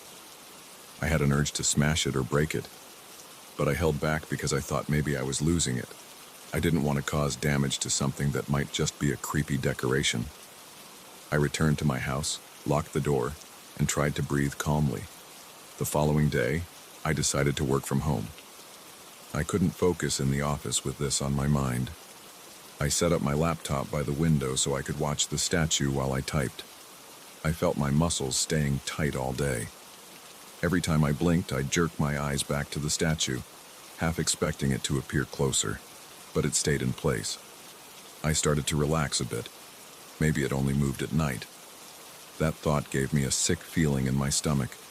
I knew I needed some kind of plan. That afternoon, I tried to call a friend to talk about it. I wanted to ask if he'd had any experience with weird garden statues or if he thought I should get cameras installed. But as I tried to explain it, I realized how crazy it sounded. Dude, a statue is moving on its own. Just didn't seem like something anyone would believe. My friend laughed it off, saying maybe I was just stressed from the move. I told him I'd figure it out. I hung up, feeling alone in this. I set up a camera on my veranda that evening. I positioned it so it would capture the statue's location.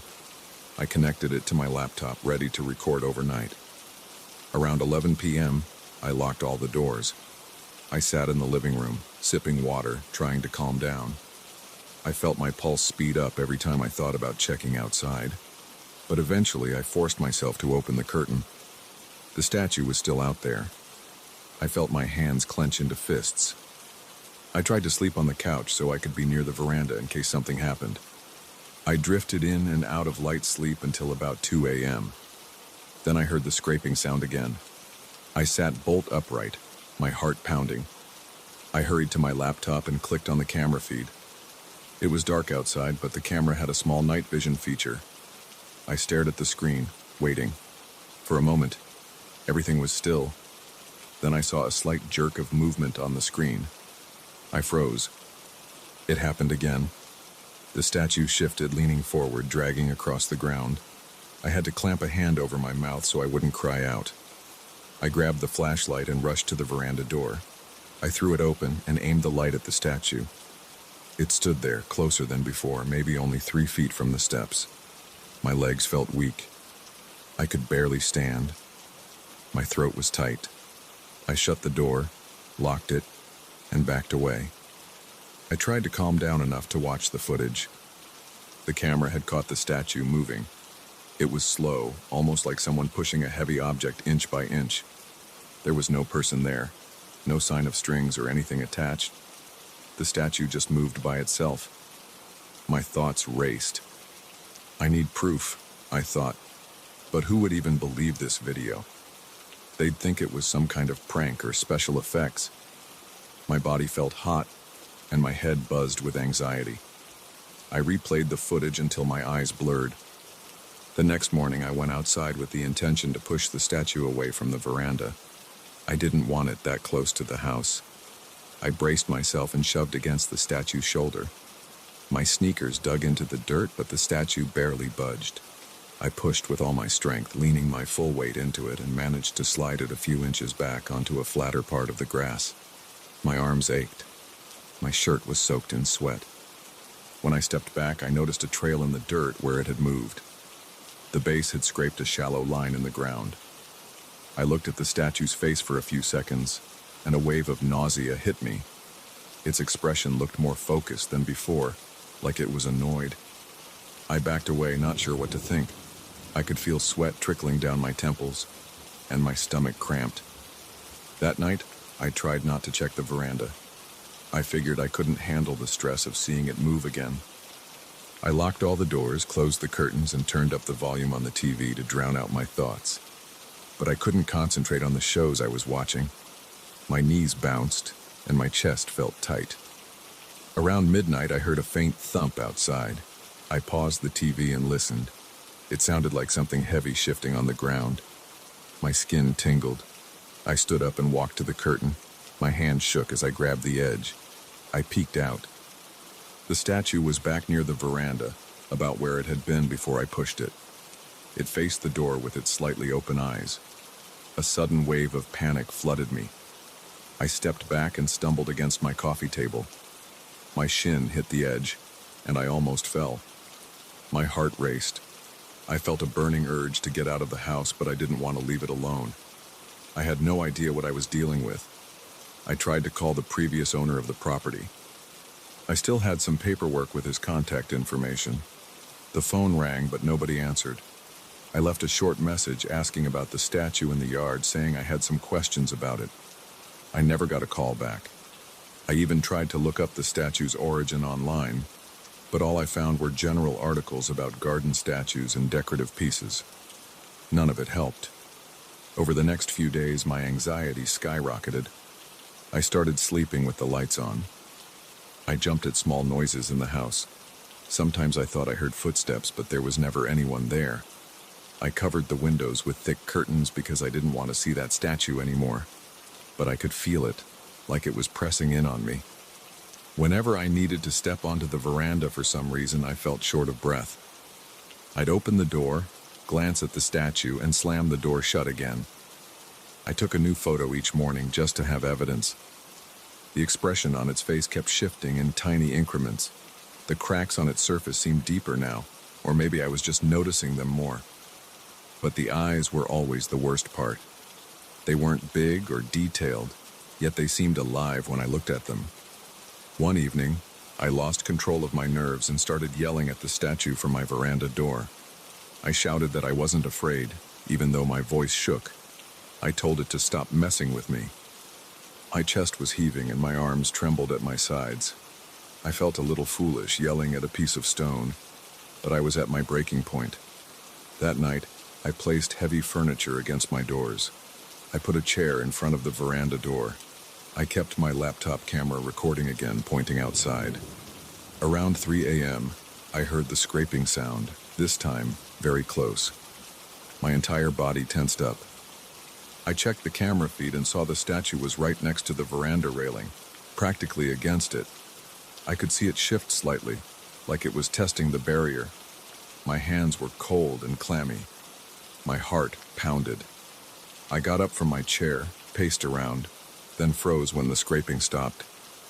By morning, I was exhausted.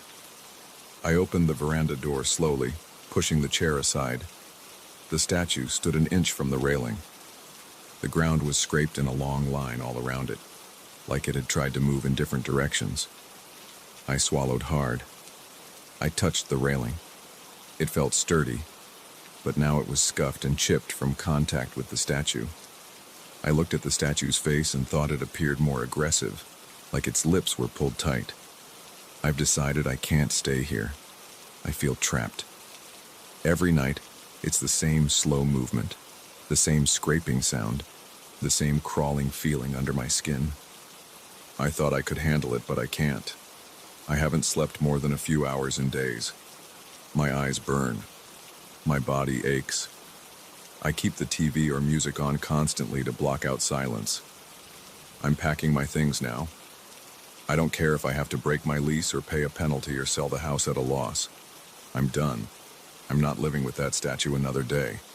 The idea of leaving it here, waiting for the next person, bothers me. But I can't destroy it. I'm not strong enough and I don't want to be near it any longer. I'm writing this so I won't forget what happened. I took photos and videos. They're on my laptop. I'll show them to anyone who asks why I'm leaving. If they don't believe me, that's fine. I'm finished trying to convince people. I'm taking whatever I can fit in my car and driving away. The statue can stand there forever for all I care. Maybe someday it will be gone, or maybe it will stay in that garden inching closer to the next person who steps onto that veranda at night. All I know is that I'm done waiting to see what happens if it ever reaches me.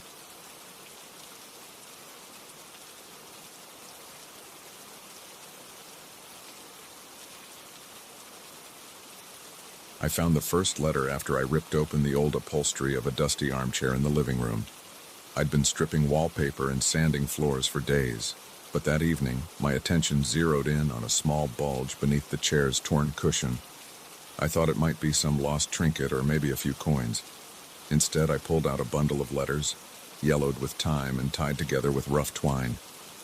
That night changed everything. I'm a straightforward guy. I grew up in this house, left for a while, and came back to renovate it. I had no reason to expect anything more than stale memories and a few creaky beams. My plan was simple: fix the floors, repair the walls, update the bathroom, then decide if I wanted to sell or stay. I never believed in anything supernatural, and I definitely never imagined I would find letters in a hidden spot inside an old armchair. But there they were, a stack of papers with strange messages, some of them personal and sweet, others urgent and unnerving. I took the letters to my makeshift bedroom in the den. It was the only room not cluttered with tools and debris. I sat on my sleeping bag and examined each page under the bright light of a single lamp. Most of the letters were about everyday stuff. People talking about lost loves, broken friendships, promises they hoped would be kept. They were signed by different names. It felt like I was peeking into the private histories of people I didn't know. One letter stood out. It was on the same kind of paper as the others, but it didn't have a date. There was no signature. It had a weird tone. It said something about a presence that would wander through the house at night, reclaiming what was once its own. The letter said anyone staying in the house would feel it moving from room to room, especially during times of change or renovation. Whoever wrote it warned the reader to leave before it got worse. There was no mention of harm or what worse meant, just a sense that it wasn't wise to linger. I set the letters aside and tried to calm myself. Maybe it was just some creepy story from decades ago. Maybe someone wrote it as a prank. I convinced myself not to worry. I had a schedule for the renovations and I needed to stick to it. But the next morning after I got up and walked to the kitchen, I heard something like quiet shuffling in the hallway. I had no pets with me, no visitors, and no reason to hear footsteps. I stopped and listened. The sound vanished. The house can be noisy. Old boards contract and expand. The wind slips through cracks, or sometimes a floorboard shifts. I reminded myself of that, but my heart was pounding. I went back to work. I spent most of the day on the second floor, sanding the hallway's wooden floor. The air was dry, and the scent of sawdust filled my lungs. Around noon, I paused to wipe my forehead. That's when I glanced over the railing and saw the armchair at the bottom of the stairs. The day before, I'd left it in the living room near the front window, far from the staircase. Nobody else was around. I felt a chill run down my spine. I put down the sandpaper and went downstairs. The chair wasn't just scooted a few inches. It had been moved across the living room through the arch and into the foyer. It was turned toward the stairs like it was waiting for me to notice it. I tried to push it back, but it felt heavier than usual, like it was anchored to the spot. I had to shove it with real force. I got it back into the living room and left it by the far wall. I told myself maybe I'd dragged it there the night before and forgot. That's how I tried to rationalize it. I went back upstairs, finished sanding the hallway, and cleaned up the debris. That evening, I sat in the den again and reread that undated letter. My hands felt sweaty. My mouth was dry. I noticed new handwriting on the margin. It looked fresh, like it had been added recently. The ink was darker, the strokes more erratic.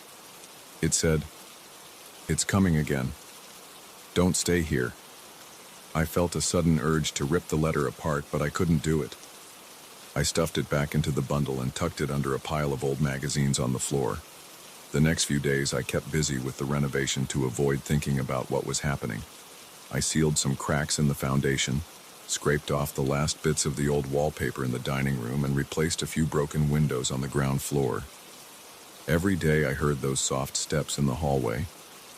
Every day I found the armchair in a new position, once in the far corner of the foyer, another time halfway into the dining room, and one morning it was at the top of the stairs on the second floor landing. Each time I'd push it back with effort, feeling my muscles strain as I tried to return it to the living room. My chest would tighten. My breath got shallow.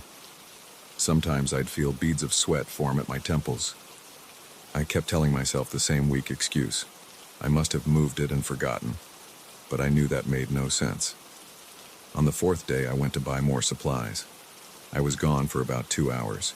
The hardware store was a 15-minute drive, and I took my time picking out paint and fresh brushes. I needed a breather from the house. As I drove back, I could almost feel the tension rising in my chest. I didn't want to walk in there alone, but I had no place else to go. When I got back, I found the front door open. I was sure I had locked it. My heart raced as I stood in the doorway. The living room lights were on, and the floor had faint scuff marks as if something heavy had been dragged across it. My feet felt rooted to the threshold, but I forced myself to walk in. The armchair was in the hallway, leaning against the wall. No one was there, but I could practically sense the weight of an unseen observer. I checked all the rooms, opened every closet, even looked under the beds, nothing. I walked over to the armchair and pressed my hand against its worn armrest. The fabric felt cold. I tried to pick it up by the backrest. It wouldn't budge. It felt like someone was sitting in it, but there was no shape, no outline of a body. I yanked with all my strength. I felt my biceps burn. After a few hard pulls, it slid a few inches, leaving fresh scratches on the floor. I stopped. I didn't want to keep wrestling with a chair that seemed to have a mind of its own. I retreated to the den again. The letter was in the middle of the floor this time, not under the magazines. I knelt down and picked it up. More words were scribbled in the margins. Stop what you're doing. Leave. It will not allow anyone to change what's here. I felt a knot in my gut. I wiped my forehead with the back of my hand. I stared at the letter, expecting the words to shift right in front of me. They didn't change while I looked, but the sense of dread was overwhelming. I decided to do the only thing that felt logical. Get rid of the armchair. I spent the next hour clearing a path from the hallway to the front door. I moved boxes, stacked tools, and rolled up drop cloths. The corridor was narrow, so I had to plan each step. I grabbed a small furniture dolly and wedged it under the front legs of the armchair. At first, it wouldn't move at all. It felt nailed to the floor. My heart thumped. I pushed harder. I braced my shoulder against the backrest and shoved with everything I had. Finally, the chair shifted an inch onto the dolly. I kept going, inch by inch, until I had it balanced. Then I carefully pulled it toward the door. As I neared the threshold, the chair started to slip off the dolly. I heard wood scraping across wood. My arms shook. My jaw clenched. I forced it over the threshold and out onto the porch. The moment the front legs touched the porch boards, I felt a wave of nausea, like my stomach flipped. I ignored it. I pushed the chair down the steps, letting it land on the grass with a thud. My lungs felt tight. I kept going, dragging it across the yard until I reached the trash area near the fence. I left it there, walked back inside, and locked the door. My shirt was soaked with sweat. My legs felt weak. I took a cold shower and decided I was done for the day. I lay on my sleeping bag, staring at the ceiling. I didn't hear any footsteps that night. I slept like a rock. In the morning, I opened the door and looked outside. The armchair was gone. The spot where I'd left it was empty. I walked around the yard. Nothing. No drag marks, no sign it had been stolen. It was just gone. A pit formed in my stomach. For a few seconds, I contemplated leaving right then. But I had tasks unfinished, and something in me refused to run. I wanted answers. I stepped back inside and heard a faint scraping sound in the living room. I swallowed hard. I walked in. The armchair was there, sitting in its usual corner. It was turned toward me like it was expecting my reaction. I felt my knees go weak. I forced myself to approach it.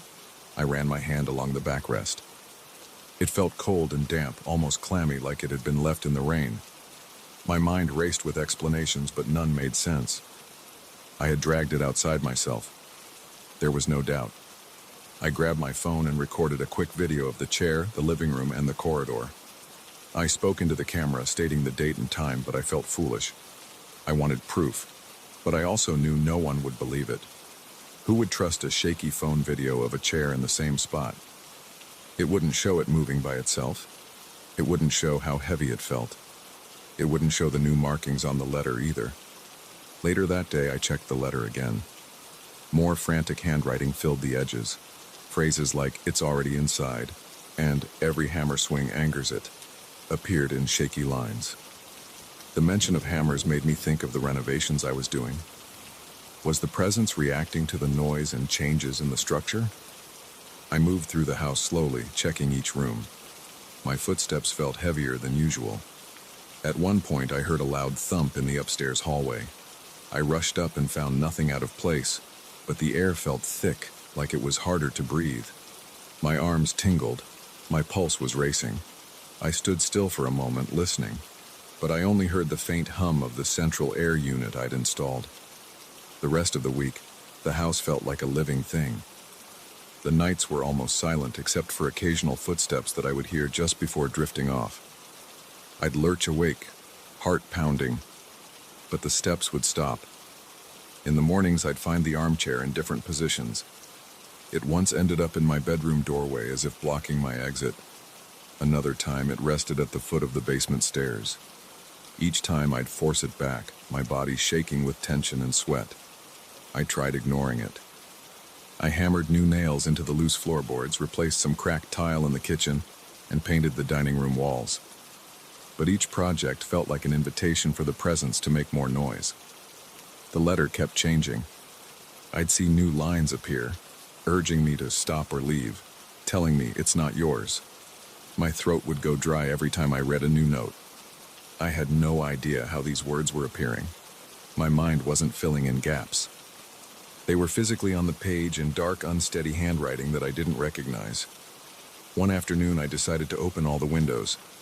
I wanted sunlight and fresh air to chase away the tense atmosphere. The rays lit up the corridors. A slight breeze moved through the rooms, stirring dust motes in the beams of light. I felt a small measure of relief, almost normal for a few minutes, until I heard a dragging sound upstairs. It was slow, heavy, like furniture scraping against the floor. My shoulders tightened. I crept up the stairs. The armchair was in my old bedroom at the far end of the hall facing the window. I stepped closer, my palms sweating. The outside light shone on the chair, highlighting rips in the fabric and exposed padding. Something inside the tear shifted. I crouched down and poked at it. My fingertips brushed a piece of paper. I pulled it out. It was another letter, or maybe a fragment of one. It repeated the same warning. It walks these rooms. Everything you remove, it puts back. Everything you break, it tries to fix. It wants this place the way it was. I stared at those words, heart hammering, trying to process the implications. Was this presence some kind of caretaker that refused to let anything change? My chest felt tight. My legs shook. I looked around, half expecting to see a person. I just saw dust and peeling paint. I wanted to rip the letter and toss it out the window, but I stopped myself. Instead, I stuffed it in my pocket and took a slow, steady breath. I turned and walked out of the bedroom, refusing to look at the armchair again. I marched down the hall, down the stairs, and into the kitchen. My head was spinning, but I forced myself to think about my next move. That night, I sat in the den with the original stack of letters on my lap. I read through every single one, trying to piece together a timeline. They seemed to come from different people spanning who knows how many years. Each person wrote about this same presence. They talked about doors that wouldn't stay shut, furniture that moved, footsteps in empty rooms. Some tried to leave, but said they were called back for some reason. None of them wrote about any final harm or violence, but all expressed fear and a sense of being watched. The final letter, the one that kept updating itself, had grown thick with notes in the margins. The last edition was brief. You can leave if you still can, it may not let you go soon. That was enough for me. I decided I wouldn't spend another day renovating. I packed my tools, stuffed clothes into a duffel bag, and planned to sleep one last night there before driving away in the morning. I stayed fully dressed with my bag near the door. I couldn't sleep. Around midnight, I heard a slow thumping sound moving down the hallway. I grabbed my bag and stepped into the corridor. The sound stopped. I flicked on every light as I went, refusing to stay in the dark. When I reached the living room, I saw the armchair back in its usual spot. It looked ordinary, but I knew better. I felt a burning sensation in my chest. My heart felt like it was in my throat. Without hesitation, I grabbed my bag, opened the door, and walked out. I locked the door behind me and didn't look back. I felt the cool night air on my skin, and my legs felt wobbly, but I just kept going to my car. I tossed the bag in the back seat, turned the key, and started the engine. As I pulled away, the porch light flickered behind me. That was the last thing I saw of the house. I don't know who wrote those letters. I don't know if the presence is real, or if the stress of the renovation made me imagine things. But the way the armchair moved and how those letters changed on their own, doesn't leave much room for doubt. I never saw any figure or heard a voice talking to me, but I felt it every moment I spent in that house. It claimed those rooms for itself, and it refused to let me turn them into something new. I'm not going back. I might hire someone to finish the renovations for me, or just sell the place as it is. I'm done trying to fix it. Whether the house wants to stay the same or some presence is holding it in limbo, it's not my fight anymore. I left and I'm glad I did. That's all there is to it.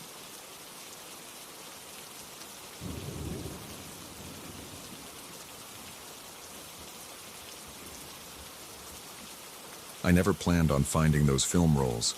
I was just looking for cheap camera equipment at a flea market one Saturday. I saw a box filled with random photography gear, rusty old tripods, faded camera straps, a few scratched lenses.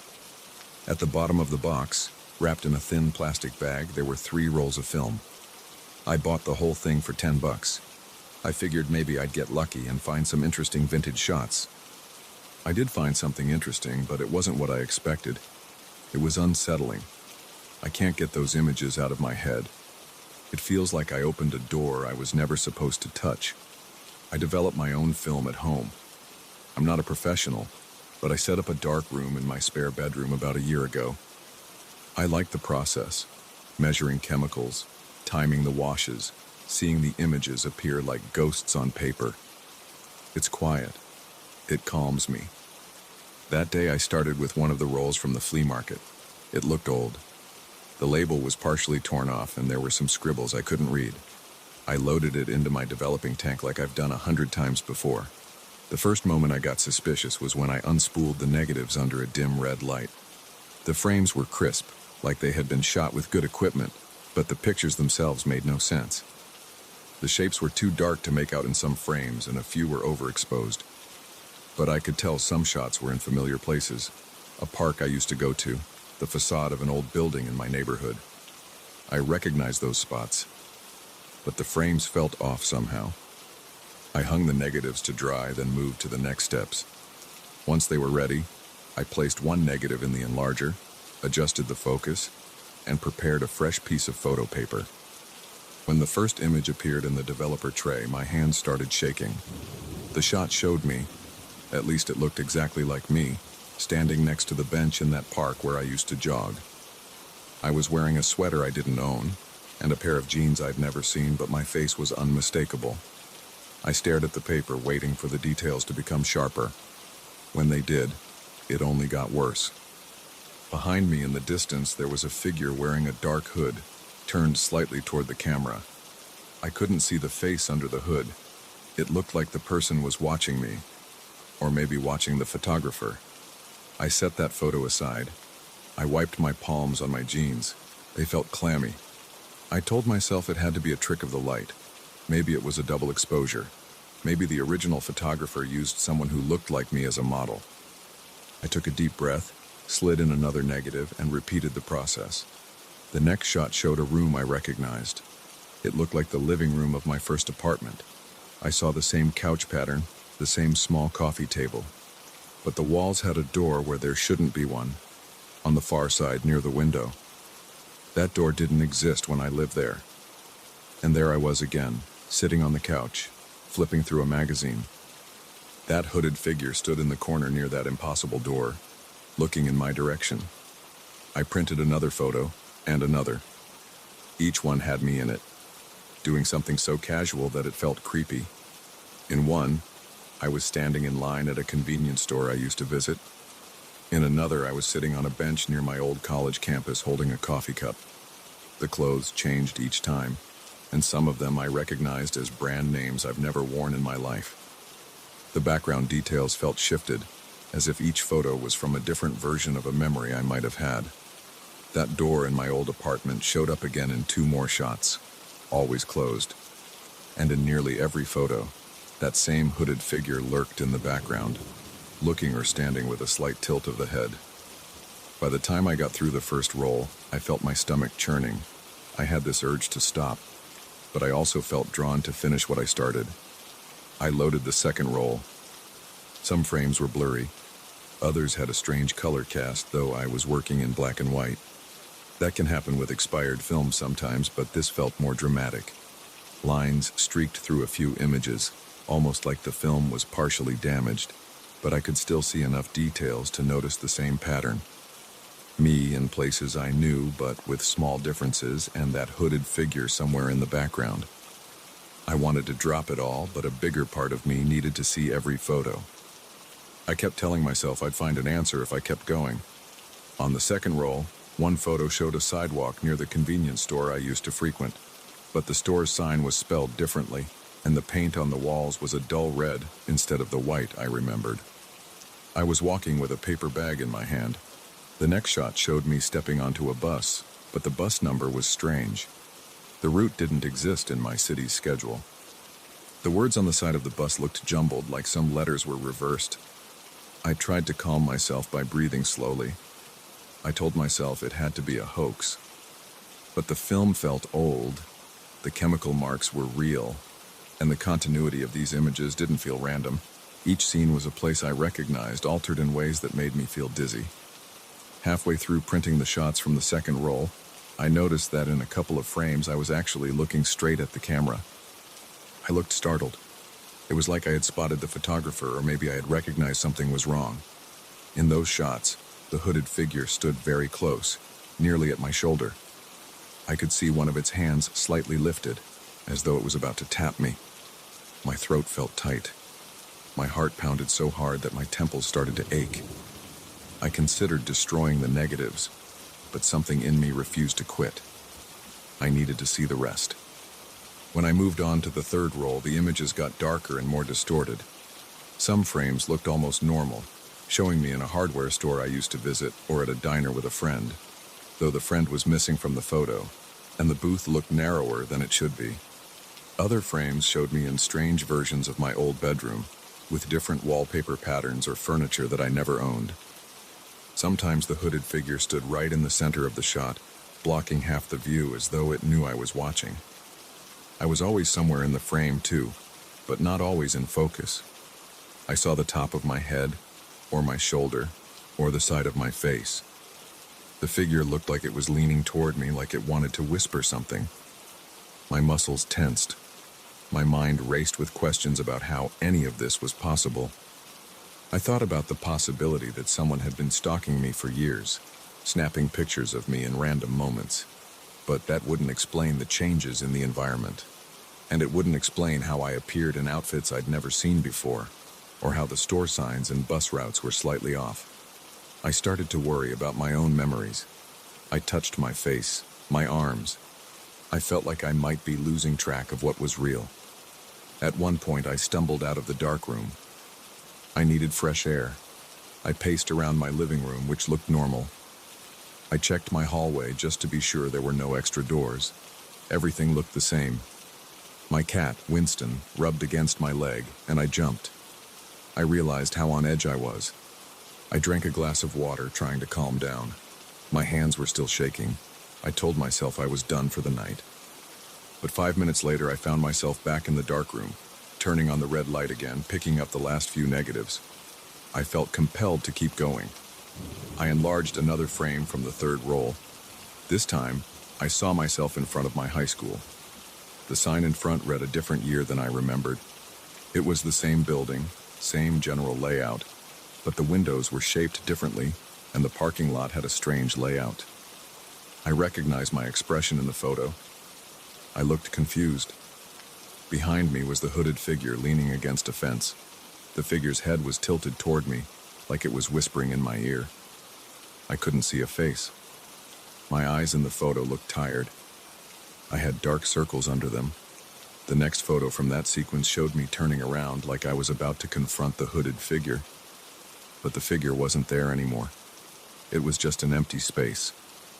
I noticed a slight blur near the edge, like the figure had moved at the last second. I printed all of these on fresh 8x10 sheets. I laid them out on a table under a white light so I could see them clearly. My breath felt shallow. I noticed small details in each shot. Scuff marks on my shoes I'd never owned. Cars in the background with license plates that didn't match my city. Some words on signs were mirrored, like someone had flipped them. And always, that hooded person lingered in the frame, looking at me or standing too close, like we were connected somehow. I walked around the table, looking at each print. The images felt like they were from different timelines, different offshoots of my life. They seemed to suggest that there were versions of me living out different stories, wearing different clothes, going to different places. And in every single one, that same hooded person showed up, either in the distance or right up close. I had no explanation. My body was buzzing with adrenaline. I felt sweat on my forehead and the back of my neck. My heart pounded every time I moved to a new photo. Eventually, I forced myself to sit down on a chair in the corner of the room. I closed my eyes for a minute, but that didn't help. The images were burned into my mind. I kept replaying the shapes, the angles, the looks on my face in each picture. I felt like I was being watched right then. So I stood up and checked every window in my apartment. I looked through the peephole in my front door. I didn't see anyone outside. I flipped on all the lights in every room, telling myself I wouldn't find anything strange. Everything was normal, except for me and those photographs. By the time I came back to the table, I noticed something else. In one of the final frames, there was a reflection in a window, like a storefront glass reflecting me as I walked by. In that reflection, I could see the hooded figure walking right next to me, almost arm in arm. But in the real part of the photo, I was alone on the sidewalk. That made me clench my fists. My breathing got shallow again. I could barely swallow. It felt like the film was showing a reality that was just out of reach, or maybe overlapping with mine in a way I couldn't control. I grabbed the prints and stacked them in a folder. I didn't want to stare at them anymore. I told myself I needed to figure out where these rolls came from. I checked the bag I found them in. There was no receipt or note. The flea market vendor had said something like, "Take it all for $10, and that was it. I didn't even remember which stall it was. It was all a blur. I spent the rest of that night wide awake, pacing from room to room, occasionally grabbing a print and staring at it again. I kept telling myself there had to be a logical explanation. Maybe the guy who sold me the film was pulling some elaborate prank. But every detail pointed to something bigger. The film felt old. The shot seemed genuine. There wasn't any sign of digital manipulation or layering that I could detect. I studied each negative under a magnifier. The images were embedded in the film in a way I couldn't fake with my limited skills. At around 4 in the morning, I finally tried to sleep. I drifted off on my couch with the lights on. I woke up an hour later, sweating and gasping. I had the feeling that someone was in the room. I jumped up and checked every corner, but I was alone. I turned on the TV just to drown out the quiet, but I couldn't focus on anything. I kept imagining that hooded figure creeping around my apartment, waiting to show up in one of my own mirrors or windows. After the sun came up, I got dressed and stared at the folder full of prints on my table. I didn't know what to do with them. I felt like if I tried to show them to anyone, they'd say I was crazy or they'd think I faked them. I considered burning them, but something in me wanted to keep them. I wanted proof that I wasn't imagining this. I wanted evidence in case something else happened. Now I'm here, sitting at my kitchen table, writing all this down while glancing over at the folder. Every time I look at it, I feel a rush of anxiety in my chest. The world around me looks the same, but I keep expecting something to shift. I'm worried I'll see a new door in my hallway or find out that my living room furniture suddenly changed. I can't shake the feeling that I'm being watched. I haven't gone back to the flea market yet. I'm not sure if I should. Part of me wants to dig deeper. Part of me wants to run and never touch a camera again. But I already know I won't be able to leave this alone. I need to know who took those photos. I need to know if that hooded figure is real. And most of all, I need to know which version of me is actually standing here. I keep asking myself if maybe I'm just one more snapshot on some other roll of film, waiting to be developed by someone else. I don't have any answers yet, but I feel like it's only a matter of time before I learn the truth, whether I want to or not.